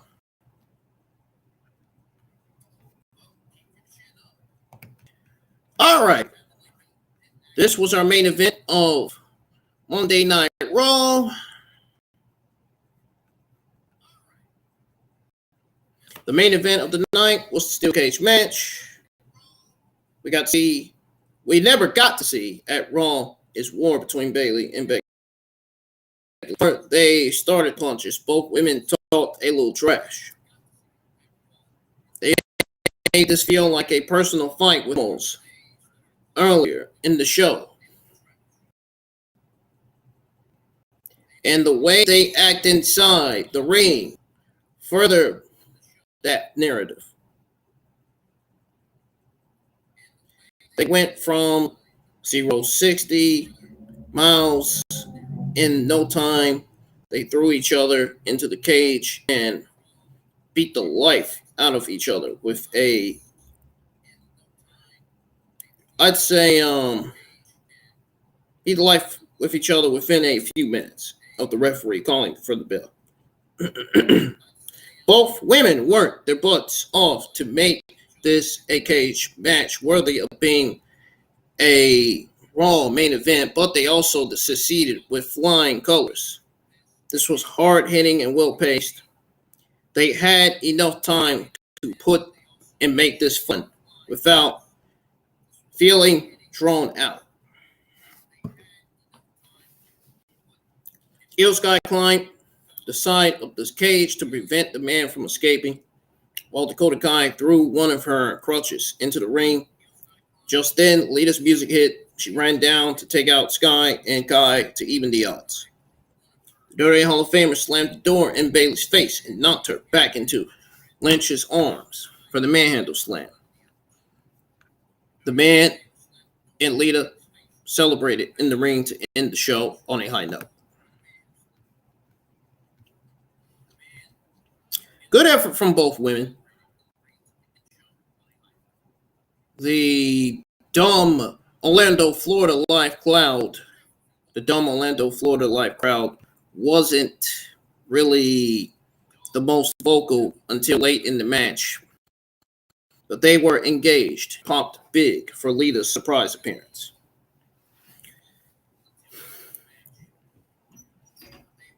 What if they are actually setting up Lynch, Lita, and perhaps Trish Stratus versus Damage Control for Elimination Chamber? Could you imagine that? Oh my God, that would be a women's revolution match right there. That would change the entire complexion of women's wrestling right there. Lynch, Lita, and Trish Stratus versus Damage Control. Am I not the only one that's thinking this? I mean, I'm just saying. Regardless, obviously it was fun to see Lita make an unadvertised appearance, even if it turns out to be just a one-off. I think when Becky Lynch, Trish Stratus, and Lita go up against Damage Control, they're going to come out of it as winners, and Bayley's going to turn on Io Sky and Dakota Kai. And I think Io Sky and Dakota Kai are going to be a babyface tag team going forward. So I think they're going to be babyface tag team going up against Ronda Rousey and Shayna Baszler for the WWE NXT Women's Tag Team Champions. I think it makes sense for Bayley to turn on Io Sky and Dakota Kai after their loss at Elimination Chamber. I mean, it does. They need to turn, and I think the best way to have Bayley turn on Damage Control is at Elimination Chamber or at WrestleMania 39. A turn at Elimination Chamber needs to happen. Damage Control has been falling off of people's interest for a while now. Damage Control's dead on the main roster. You got to separate Bayley from them. And maybe that explains why Bayley is coming to. Oh, well, no, it doesn't. The whole reason why Bayley is set to go to NXT is because she's going to be doing her Ding Dong show with Toxic Attractions, JC Jane, and Gigi Dolan. Overall, Monday Night Raw was a loaded show. It was a great show. It was one of the best Monday Night Raws of 2023 with Becky Lynch, Brock Lesnar, Edge, Beth Phoenix, Lena appearing, Cody and Heyman, Verbal Exchange was special. Elimination Chamber qualifiers, the announcement of Lashley versus Lesnar made it a newsworthy show. Guys, that's going to do it for your Monday Night Raw review. If you haven't done so yet, please hit the thumbs up. Hit the fucking thumbs up, man. I want a lot of likes on the stream minimum right now. No complaints, no excuses. Because you know I delivered. You know I delivered this afternoon. I'm making a new plan, rearranging my life, and I won't look back ever again. Anyways, guys, I will be right back. I'm going to go on a 3-minute break. I'm going to get my work clothes out and warm me up some chicken. And then when I come back, it'll be time for your WWE and AEW Tuesday afternoon news. And then I'm going to be getting ready for work and getting the hell out of here. I'll be right back, guys. Don't go anywhere. Enjoy the background music while you're waiting on me. I'll be right back, guys. Don't go anywhere. Stick around. We got WWE AEW Tuesday afternoon news coming up next here on IWN YouTube channel. You can't stop what's moving. You can't stop what's moving. I'm changing my life, and I won't look back ever again. No fear, see clear. You deserve to be great. I know it feels like things get in your way. Push through those walls and the others will fall. Sit up, stand tall, you can get through it all. I need some energy, anxiety's no friend to me. I have a short memory, I don't really remember things. That's why I move on, that's how I stay strong. A new day's on, I'll keep moving right along. And I feel like the pain in the past, it needs to stay in the past. You gotta take off the cast. I wanna feel like I'm a new person. I wanna have clear vision and purpose. And I feel like the pain shouldn't last. If you can move on and past the things that make you feel bad, and you can change in your brain, I'm certain. I've done it before, and man, I'm not perfect. I'm changing who I am. I'm making a new plan, rearranging my life, and I won't look back ever again.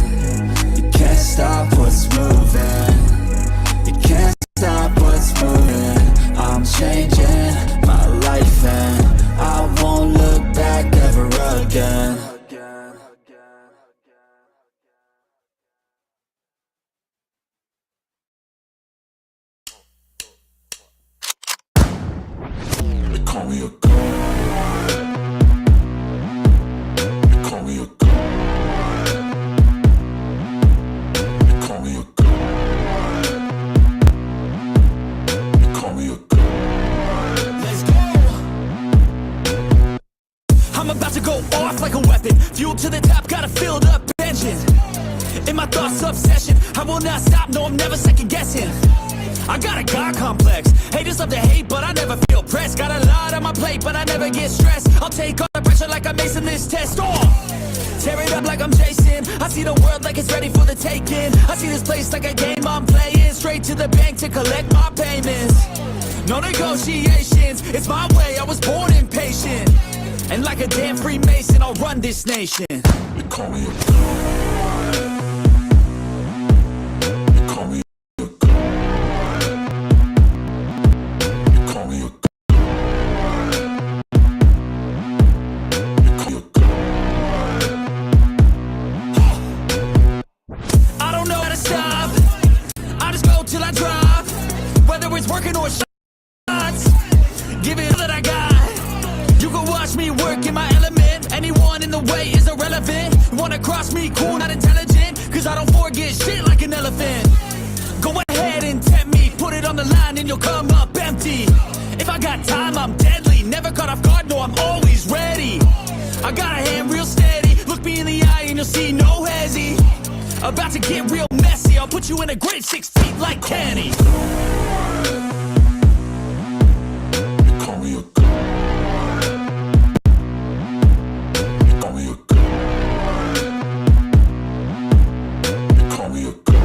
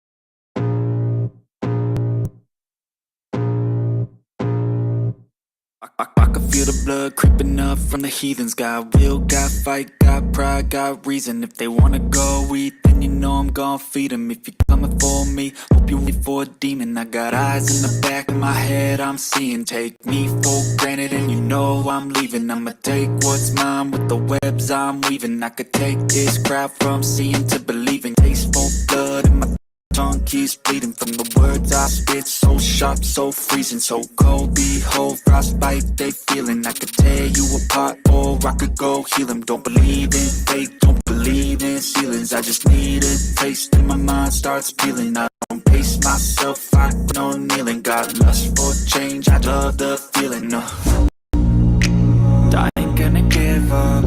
Got too little time, I'ma live up. Head down, push forward through the tough times. Cause anything worth doing is a tough climb. And I ain't gonna give up. Got too little time, I'ma live up. Head down, push forward through the tough times. Cause anything worth doing is a tough climb. Cause I'ma live life for the fight, yeah, I'm here to get it. I got drive, got sight, always have a vision. I don't lie at night, I be in my feelings. I'ma be fine, need time and I'll soon be winning. I live life for the fight, yeah, I'm here to get it. I got drive, got sight, always have a vision. I don't lie at night, I be in my feelings. I'ma be fine, need time and I'll soon be winning. I can feel the blood creeping up from the heathens. Got will, got fight, got pride, got reason. If they wanna go eat, then you know I'm gon' feed them. If you're coming for me, you ready for a demon. I feel the blood creeping up from the heathens. Got will, got fight, got pride, got reason. If they wanna go eat, then you know I'm gon' feed them. If you're coming for me, hope you're ready for a demon.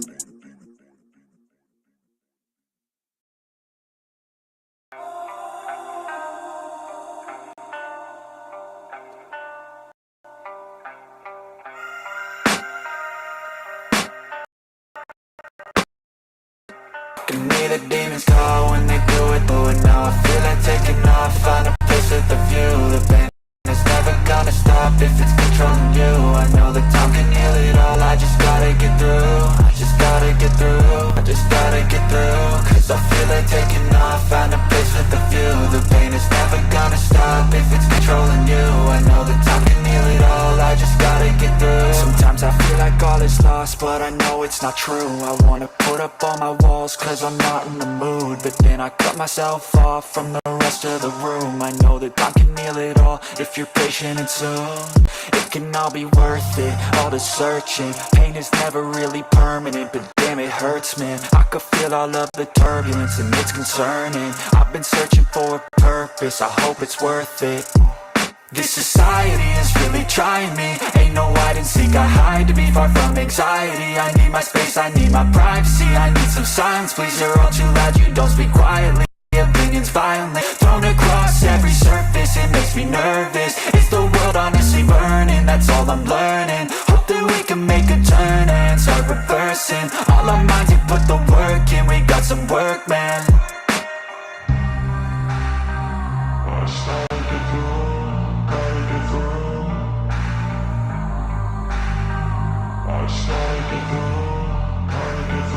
I can hear the demons call when they do what they do. And now I feel like taking off, find a place with a view. The pain is never gonna stop if it's controlling you. I know that time can heal it all. I just gotta get through. I just gotta get through. I just gotta get through. Cause I feel like taking off, find a place with a view. The pain is never gonna stop if it's controlling you. I know that time can heal it all. I just gotta get through. I just gotta get through.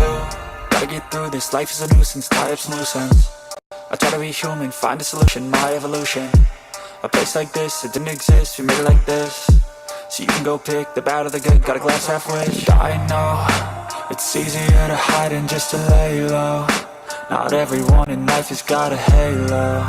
I'm standing in the red inside a payphone. Just wanna break, no, I'm not gonna give in. Take a last shot, Michael J. Win. No, I'm not a robot, I'm in my own skin. Never get lost when thoughts pull you in. I miss the old you, we died with a purpose. All the energy around me felt nervous. Scared I would pop out fast to the surface. Had to cut it off before you made me worthless. Torn apart, I've been torn and scarred. I had a given art, but now I'm thinking smart. I'm keeping up my guard, I'm hiding every card. A royal flush of bluff, you never know what's hard. With a back to the mat, gonna see where I'm at. I'ma fight like I'm mad, I'ma be something that they can never be me. Nice try, but they'll see I achieve everything while they stay salty.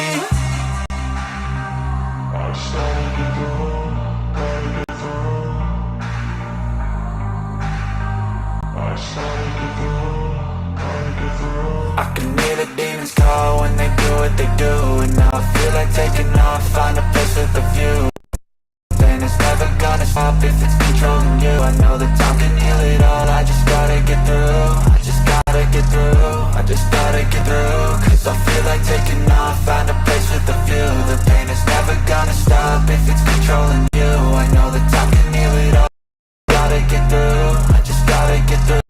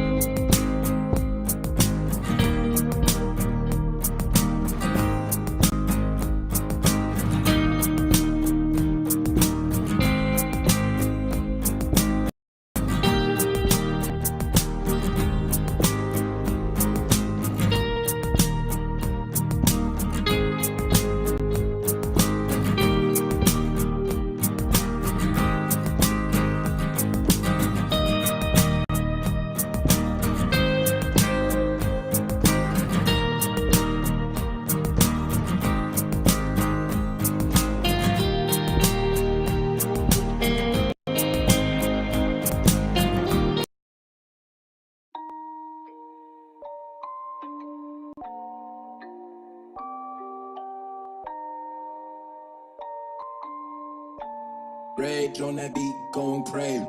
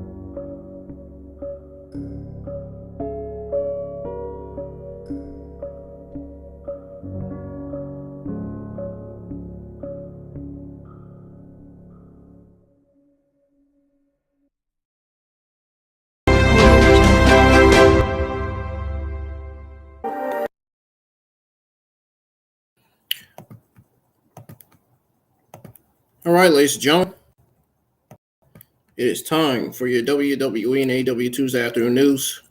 I'm going to go quick. I'm going to go over them quick as possible so I can have time to eat. I'm not going to waste my time. I'm not going to read through them all slow. Not like I did last week anyway.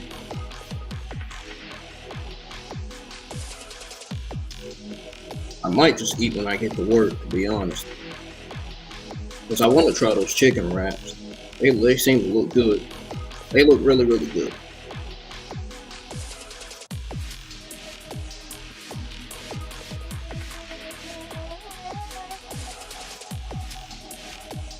As soon as I find that freaking news article, okay, go ahead and get started here. I can't seem to find it, which is very, very odd. Where is it? Why is it not on here?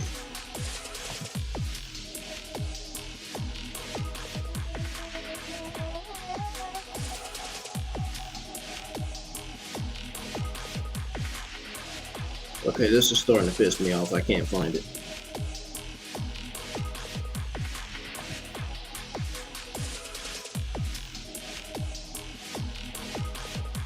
Come on, man. I don't have all day for this shit.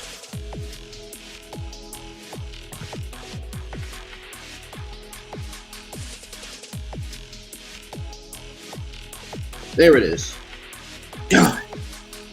Like, I'm sitting here like, where is it? So apparently, WWE 2K23 players will have an insane amount of control in WWE Universe.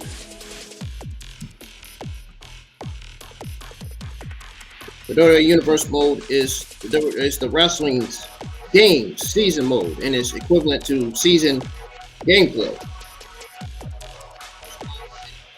found in other sports games. The mode allows players to create shows and superstars, battle through legends and stars, and win championships. Now, and accolades too. Over the last few years, the WWE Universe mode has undergone a lot of changes. It has allowed gamers to assume more control and mold the version of the gameplay as per their vision. The WWE Universe WWE 2023 will see a new change in the game mode. The players will now have full control over the cutscenes and even book them before matches take place to have complete access to the direction of the ongoing storyline. I don't give a fuck what these negative AEW geeks, podcasters, and journalists have to say about the game. I'm buying it. Whether you like it or not, you can hate me. If I stream WWE 2K23, you can like me or hate me. I don't give a fuck. WWE 2K23, 2023's, or I ain't even getting it right. WWE 2K23's creative director Linnell Jenks and associate gameplay producer Brian Williams revealed the details. They further elaborated on the cutscene control during a recent interview with Screen Rant. They said, with Universe, there's some huge improvements that we made there to help tell the story and give users even more control than they've already had, which is crazy to think about, said Jinx. You can have actions that you want certain superstars to perform before a match. Like, okay, I want Bobby Lashley to shake hands with MVP before the match. But at the last second, I want him to just punch him. Like, those are actions that you can actually assign to that match and watch those cutscenes play out and see how that kind of dictates your rivalries. Sounds like something the geeks online would say. Let it play out. Let it play out. Meanwhile, some things in WWE don't play out like they should. Now, the developers concluded by saying the amount of control on cutscenes in the Universe mode that WWE 2K gamers will have in this installment will be insane. And I quote, Linnell mentioned it earlier when he was talking about Universe, but I was playing with it. I was playing the game over the past weekend, and I even reached out to our Universe designer, he says. And then he goes on to say, him and those guys have done a tremendous job on Universe this year. The ability, because cutscenes have always been prevalent in the Universe and telling those stories within that mode, said Williams, this year, having the ability to be that ultimate puppet master where, like Leno described, being able to scroll through a list of available actions that you want your superstar to do, whether it's to be respectful at the start of the match or disrespectful at the end. The level of control that the players will have in Universe this year is something that I don't think they are expecting, he adds. I mean, Universe already is about control and being able to manipulate everything, with this new layer of being able to actually now set and direct certain actions and events to happen. I think for me, it's a game changer for the mode. And I'm excited for the fans of this mode to get their hands on it, because I think that one of those content creators who likes to stream the game, they are going to have a field day. I think the fact that it all works as beautifully as it does, I think that is something that is really going to surprise a lot of people, and I'm really excited about it. End quote.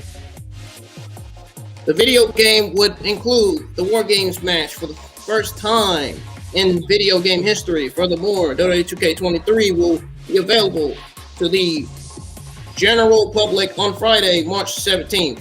We will be streaming both WWE 2K22 and WWE 2K23, so expect to see me streaming WWE 2K23 within, I'd say, maybe 2 or 3 months.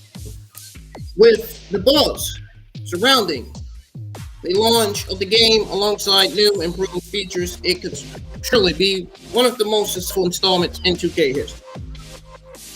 What is y'all's take on this story?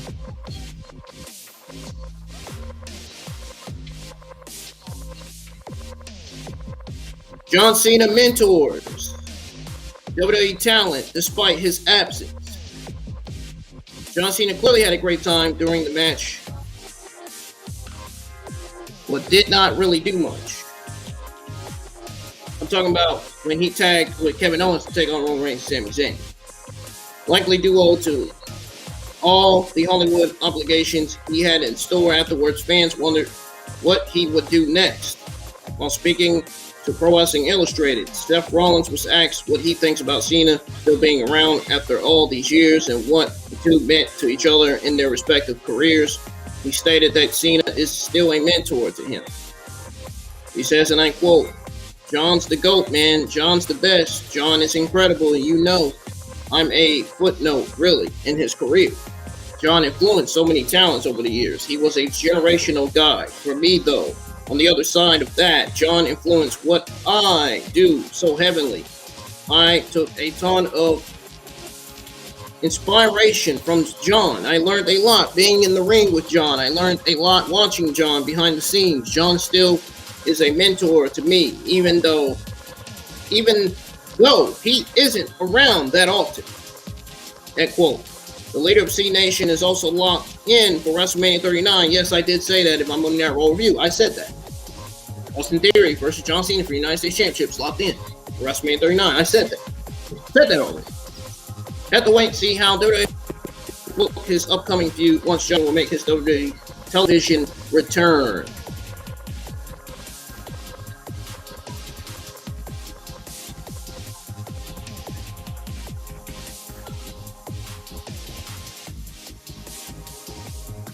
Bayley set for NXT return tonight. Bayley is awaiting Toxic Attraction's eventual main roster debut. As well, the role model has already led Damage Control, Dakota Kai, Io Sky to tag team title glory on the main roster. Toxic Attraction, on the other hand, are struggling to get the top of NXT Women's Division. Gigi Dolan, JC Jane, unsuccessfully challenged for Roxanne Perez's NXT Women's Championship at Vengeance Day last night. It says. That's what it says. We got Valentina Perez versus Lyra Valkyrie and Bayley set to hold special edition of Ding Dong Hello with Toxic Attraction. That is why she's set to return to NXT. That explains it. Match stopped after Sonya Deville suffers bad cut during live event.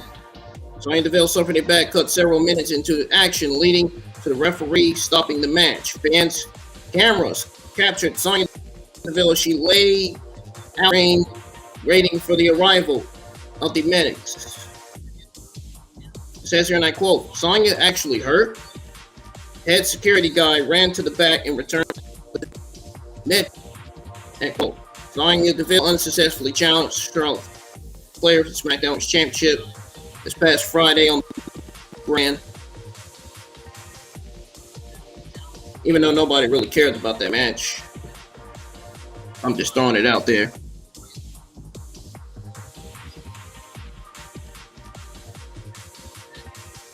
Naomi seemingly making name change official during WWE absence.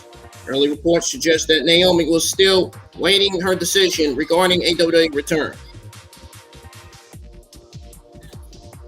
It was later reported that Naomi is set to appear at Wrestle Kingdom 17 alongside Sasha Banks.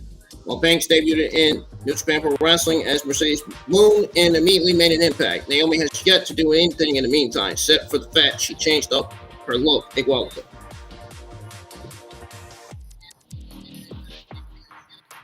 Naomi recently updated her Instagram bio,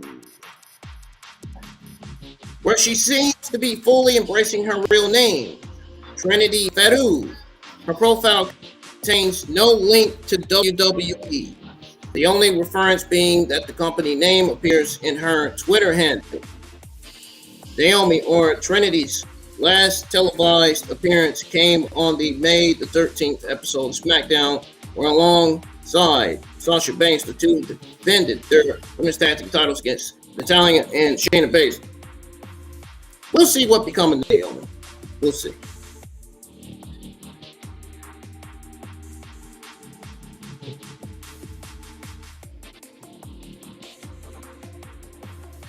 Mia Yim explains significance behind her terrible Michin WWE name change. While speaking to Wrestling Inc., Mia Yim commented on her name change, knowing that she was comfortable with both names. It seems that her mother used to call her that as a child. Oh, Jesus Christ!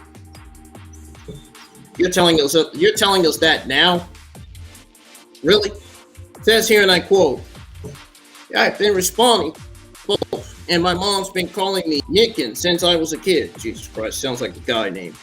And quote, "New ring name is Derave, from Mia Yim's Korean roots, with Michin meaning crazy, and is a common name her mother referred to her when she was growing up. My mom's Korean, so it's not technically a nickname, but she would always call me and my sister Michin." Yim explains, so that is the thing on WWE. She is so excited. I picked her up yesterday and she was just like, Michin. I was like, yeah, I know. WWE has uploaded its programming in social media to reflect the name change. But her bio on the official website still reads as Mia Yim.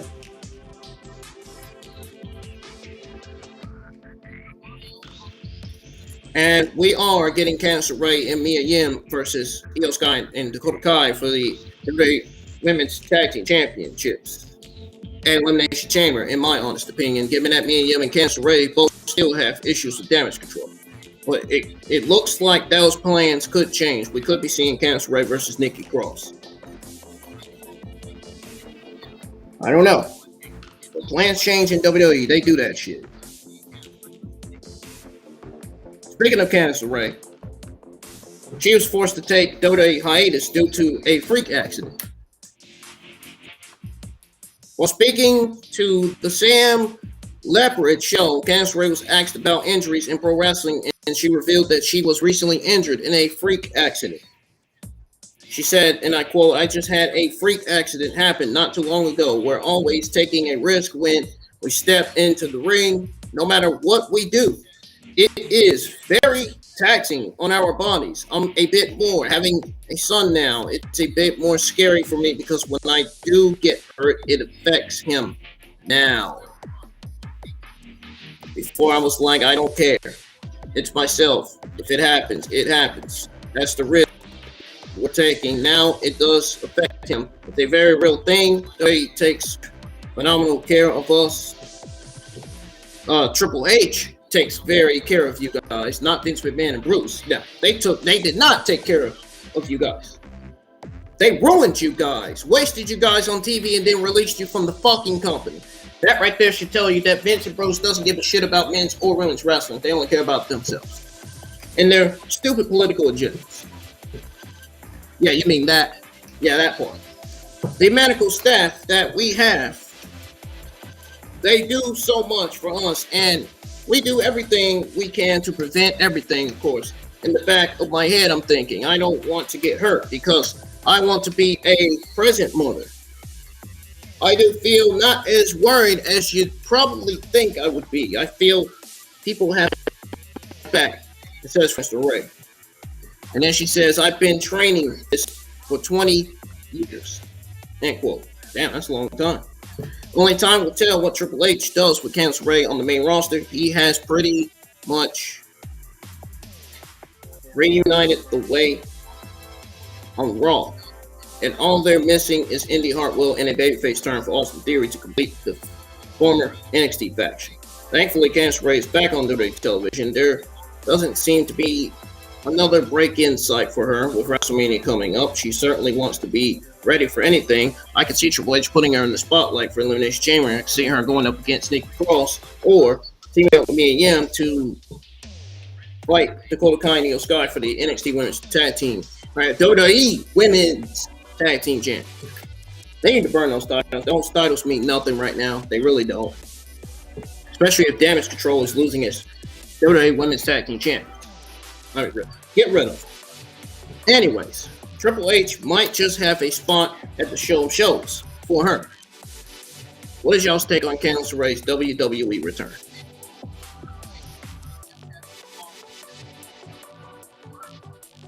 Now, WWE stable officially switches brands.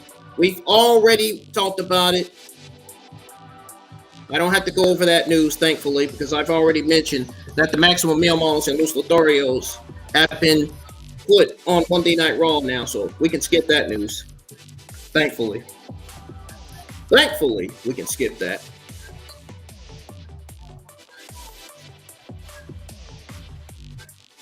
They are set to recruit Alpha Academy's Otis. And you know what? I think there's recruit him because this could give WWE an opportunity to possibly bring back Tucker and reunite with Tucker and make them known as Heavy Machinery. And then that will give them a chance to bring back Altus of Pain, and then Altus of Pain will be probably the strongest tag team in SmackDown going forward. I can see Altus of Pain coming back as a babyface because they never got a babyface run. And I could see them feuding with the Viking Raiders and Indus Sher when Indus Sher gets called up. I would love to see that. Now,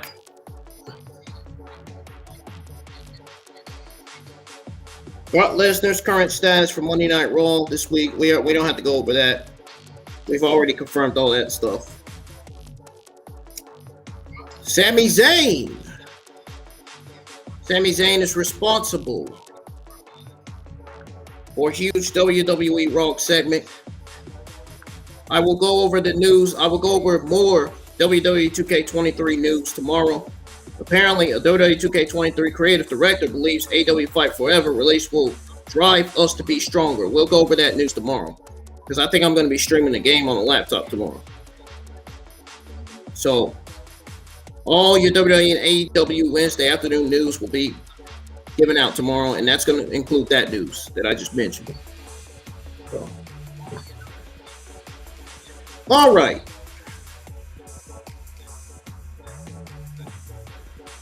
Why Rhea Ripley was absent from Monday Night Raw? We're going to go over that news first before we go over the news on Sami Zayn. Rhea Ripley ended up choosing Charlotte Flair as her WrestleMania 39 opponent. On my Monday Night Raw review last week, I went over why Rhea Ripley chose Charlotte Flair.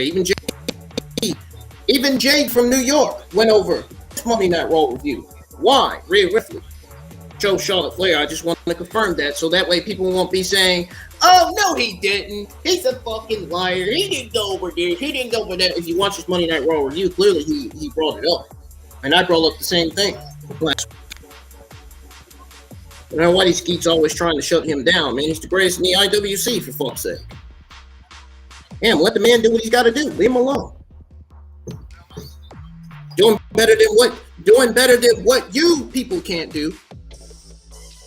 Rhea Ripley then ended up choosing Charlotte Flair as her WrestleMania 39 opponent. That being said, Ripley was absent from this week's episode of Monday Night Raw. The Eradicator took to Twitter and revealed that she has been spending time with her family and friends, which would explain her absence from Raw this week. She says family, and I quote, Ripley is set to team up with Finn Balor to square off against Edge and Beth Phoenix at the Elimination Chamber Premium Live event. Guys, if you go to Rhea Ripley's Twitter account, you can see a photo of her and her family that she posted on February the 6th, 2023. She posted it at 9:50 p.m. You got to do is go to Twitter, look up her account, and scroll where it says February the 6th, 2023, 9:50 p.m. You'll see. And bam, it should pop up on the screen. What's y'all's take on this story? Sami Zayn responsible for a huge Raw segment. Wrestling Observer Radio reports that WWE specifically knew the segment had to be headline, making as Sami Zayn is so popular right now. This was done because they were well aware of how hot the Sami Zayn thing is right now. It was imperative to not have this WrestleMania main event angle feel secondary. So they knew going into that match they had to do something, and they did. Sami Zayn will be challenging Roman Reigns for the undisputed Universal Championship in Elimination Chamber.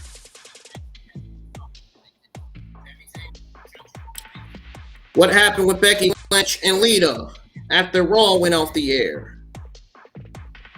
After Monday Night Raw went off the air, Lynch could be seen doing Jeff Hardy's iconic dance with Lita. Naturally, both of them had a great time, judging by their expression.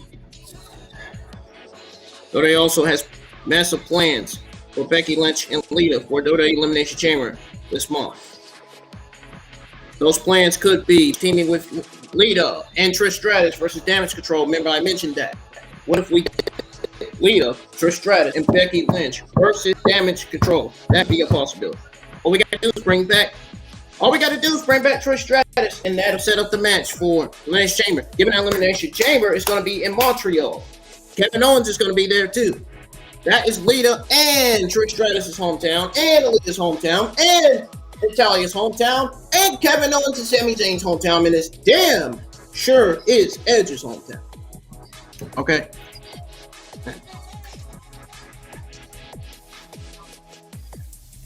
WWE changed up plan for Cody Rhodes at WrestleMania 39. Aaliyah might return to Elimination Chamber from injury. We don't know that yet. Probably, I think she's going to return as a heel. Anyways, during Wrestling Observer Radio, Dave Meltzer explained that WWE is changing up their plan for WrestleMania. Cody Rhodes was initially supposed to go after the only one of Roman Reigns' titles, but the company is creating a new title at this point in time. It says, and I quote, that the key to this is that they are not creating a new championship on the Saturday night show. Yeah, they were talking about doing a second title on Saturday night, yada, yada, yada, end quote. Oh, and it continues to say if it was Roman and The Rock, they were going to create a championship on Saturday night that Cody would have probably ended up winning. It was Cody, Drew, or Rollins that was gonna come out of that one. They were creating a second one because they want to go back to two titles. End quote. The road to WrestleMania is always full of big events, newsworthy angles. Only time will tell what everyone is talking about on April the 3rd, when the dust settles after the massive 2-day event. What is y'all's take on this issue? Let me know in the live chats. Get some comments in the live chat because it seems like y'all are shy to comment these days. Andy Hartwell gets a new look for WWE main roster call. She should have been got called up, in my opinion. While speaking on Wrestling Observer Radio, Dave Meltzer talked about Indy Hartwell in WWE. Meltzer noted that Hartwell got a main roster look. Andy got a tryout. It says, and I quote from Dave Meltzer, "She got a tryout tonight. Not a tryout. She got a main roster look. So we'll see." End quote from Dave Meltzer of the Wrestling Observer Radio. We'll have to see if Indy Hartwell gets called up to the main roster to join her family from the Wave. Cody Rhodes has been a huge draw for WWE since his return. Well, no shit. While speaking on Wrestling Observer Radio, Dave Meltzer talked about Cody Rhodes' current run in WWE. Meltzer revealed that Cody Rhodes is a huge company and gave examples to prove his point. He's a draw, it says, and I quote, "I mean, Sammy is a draw, but Cody is a draw." In the weekend,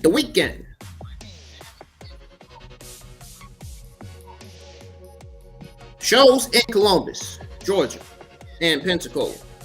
The advances were the same. 2,000, 2,500 that they do everywhere else. In fact, it was lower than usual. They were normally advances.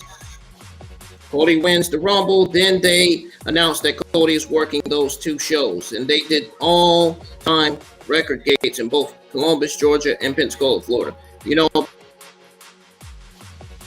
about 100 people involved. A little outlet for house shows. Like you could probably count on one hand, you know, except for a garden house show. Some of the Canadian ones were big. There was a big on in Sacramento where Roman Reigns worked on 1,700. WWE house shows don't usually draw like that, so he's a mover, at least right now. Cody set to challenge Roman Reigns for the Universal Championship, the Undisputed Universal Championship in the main event of WrestleMania 39.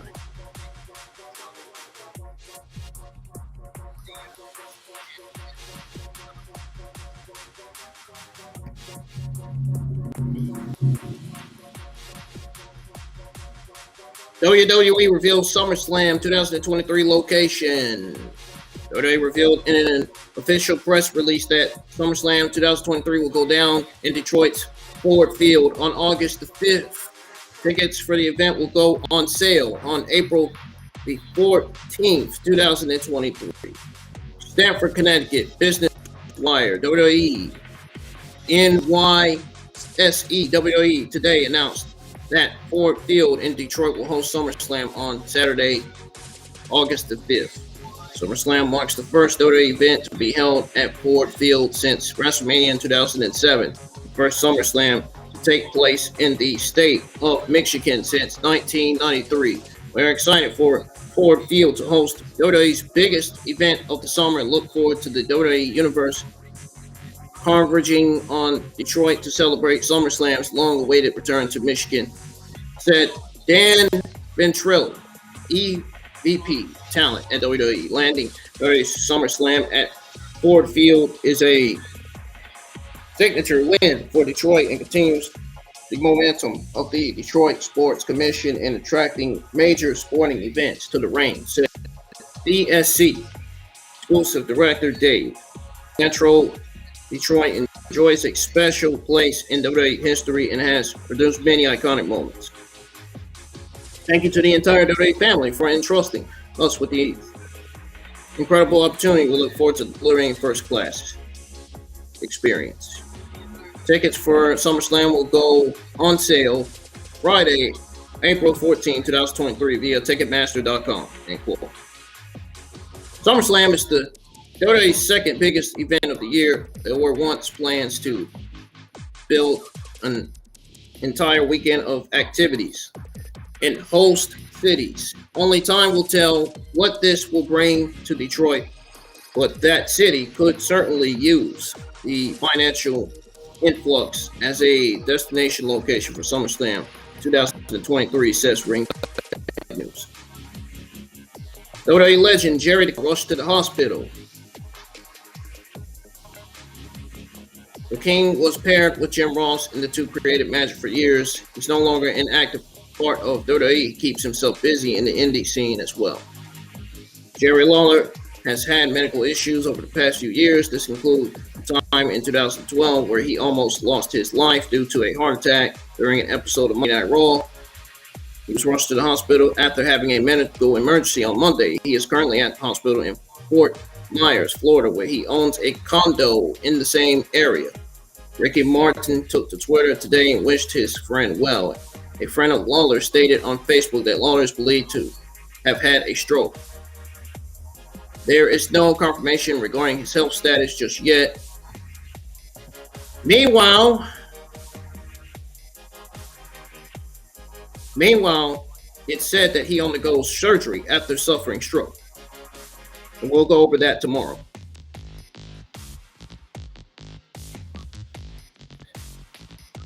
Spokesman on former champion Elimination Chamber return. We'll go over that tomorrow. and as well as news on Triple H being behind Cody Rhodes' Royal Rumble. And WWE officially hiring new backstage producer. We'll go over all that news tomorrow. That's going to do it for your WWE news. Now we're going to move on to your AEW news, and I can finally get the heck out of here. Tony Khan confirms Double or Nothing will return to Las Vegas.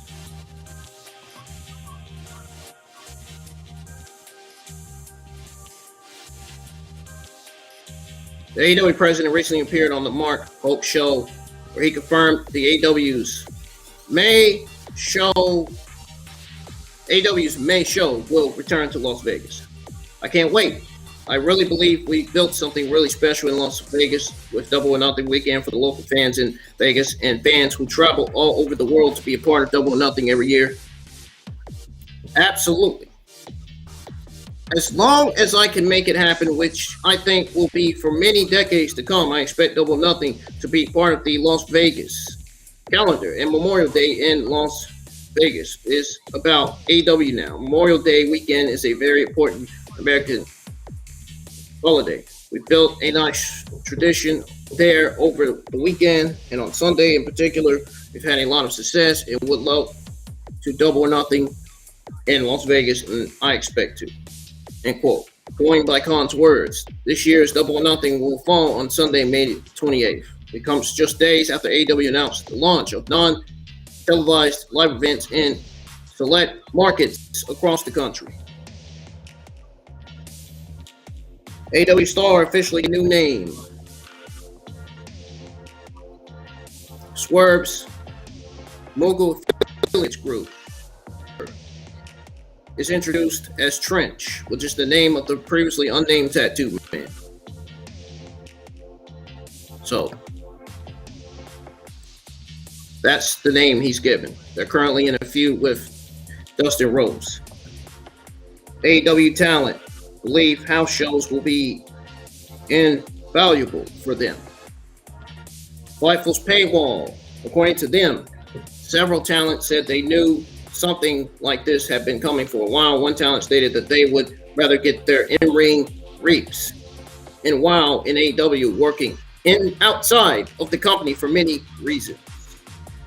Another talent noted that the live events will benefit younger or more inexperienced talent and expect to see some creative matches that will help them grow as performers. It was added that the talent said being able to work longer matches on the road against more experienced wrestlers will be invaluable. It was also noted that a majority of the AEW talent do have a set number of maximum dates in their contracts that the company rarely even comes close to approaching on a year basis. The talent that Fightful spoke to expect shows to be filmed, which is the norm for all major companies, but there is currently nowhere to distribute them and to see how the live events will turn out for fans. Are you guys excited about AEW running live events? Khan is interested in being involved with WWE's sale process. No sale should be happening in WWE right now. The stock, viewership, and ratings are up. Shouldn't be happening. I'm speaking to Mark Holt on the Mark Holt show. Tony Khan was asked about his interest in WWE's sale process. He was not ashamed to admit that he would be interested in getting his hands in the mix too. I don't know exactly what will happen there. I've been told. I think they've said there may be a sale process. If there is a sale process, certainly I'm interested in it. Potentially being involved in it, we'll have to see what that process is and who exactly they'll let get involved in it. Certainly I'm interested in it very much, end quote. A lot of things could happen to derail this sale. I hope all companies don't buy WWE. I hope WWE does not have a sale at all because they don't need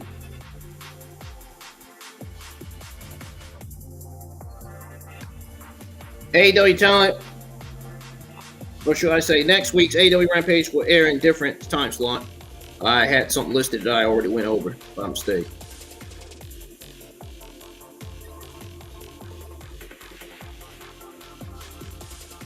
The February 17th show is slated to air in the early time slot, 7 p.m. Eastern Time. The show usually airs in the 10 p.m. Eastern Time slot. This is due to coverage of the NBA Rising Stars game as part of All-Star Weekend. I'm sure a lot of the WWE fans, the AEW fans, don't really care for Rampage. The change is reflected on TNT's programming schedule. Last but not least, Adam Cole has big goals after his AEW return from concussion hiatus.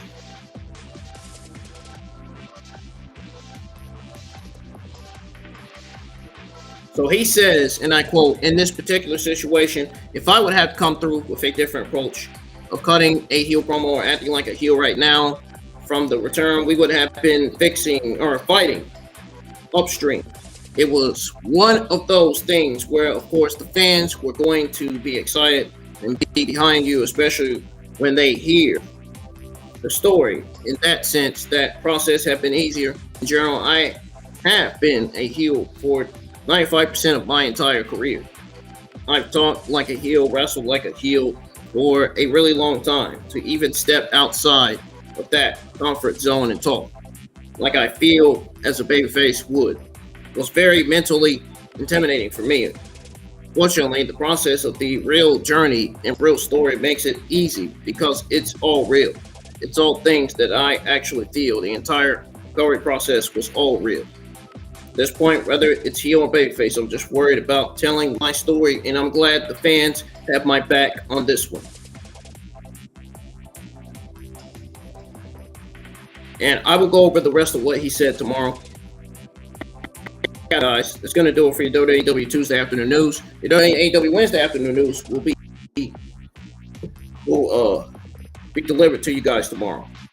And the first one is going to be Adam Cole having big goals after his AEW return from concussion hiatus. We're going to continue to read what he said tomorrow.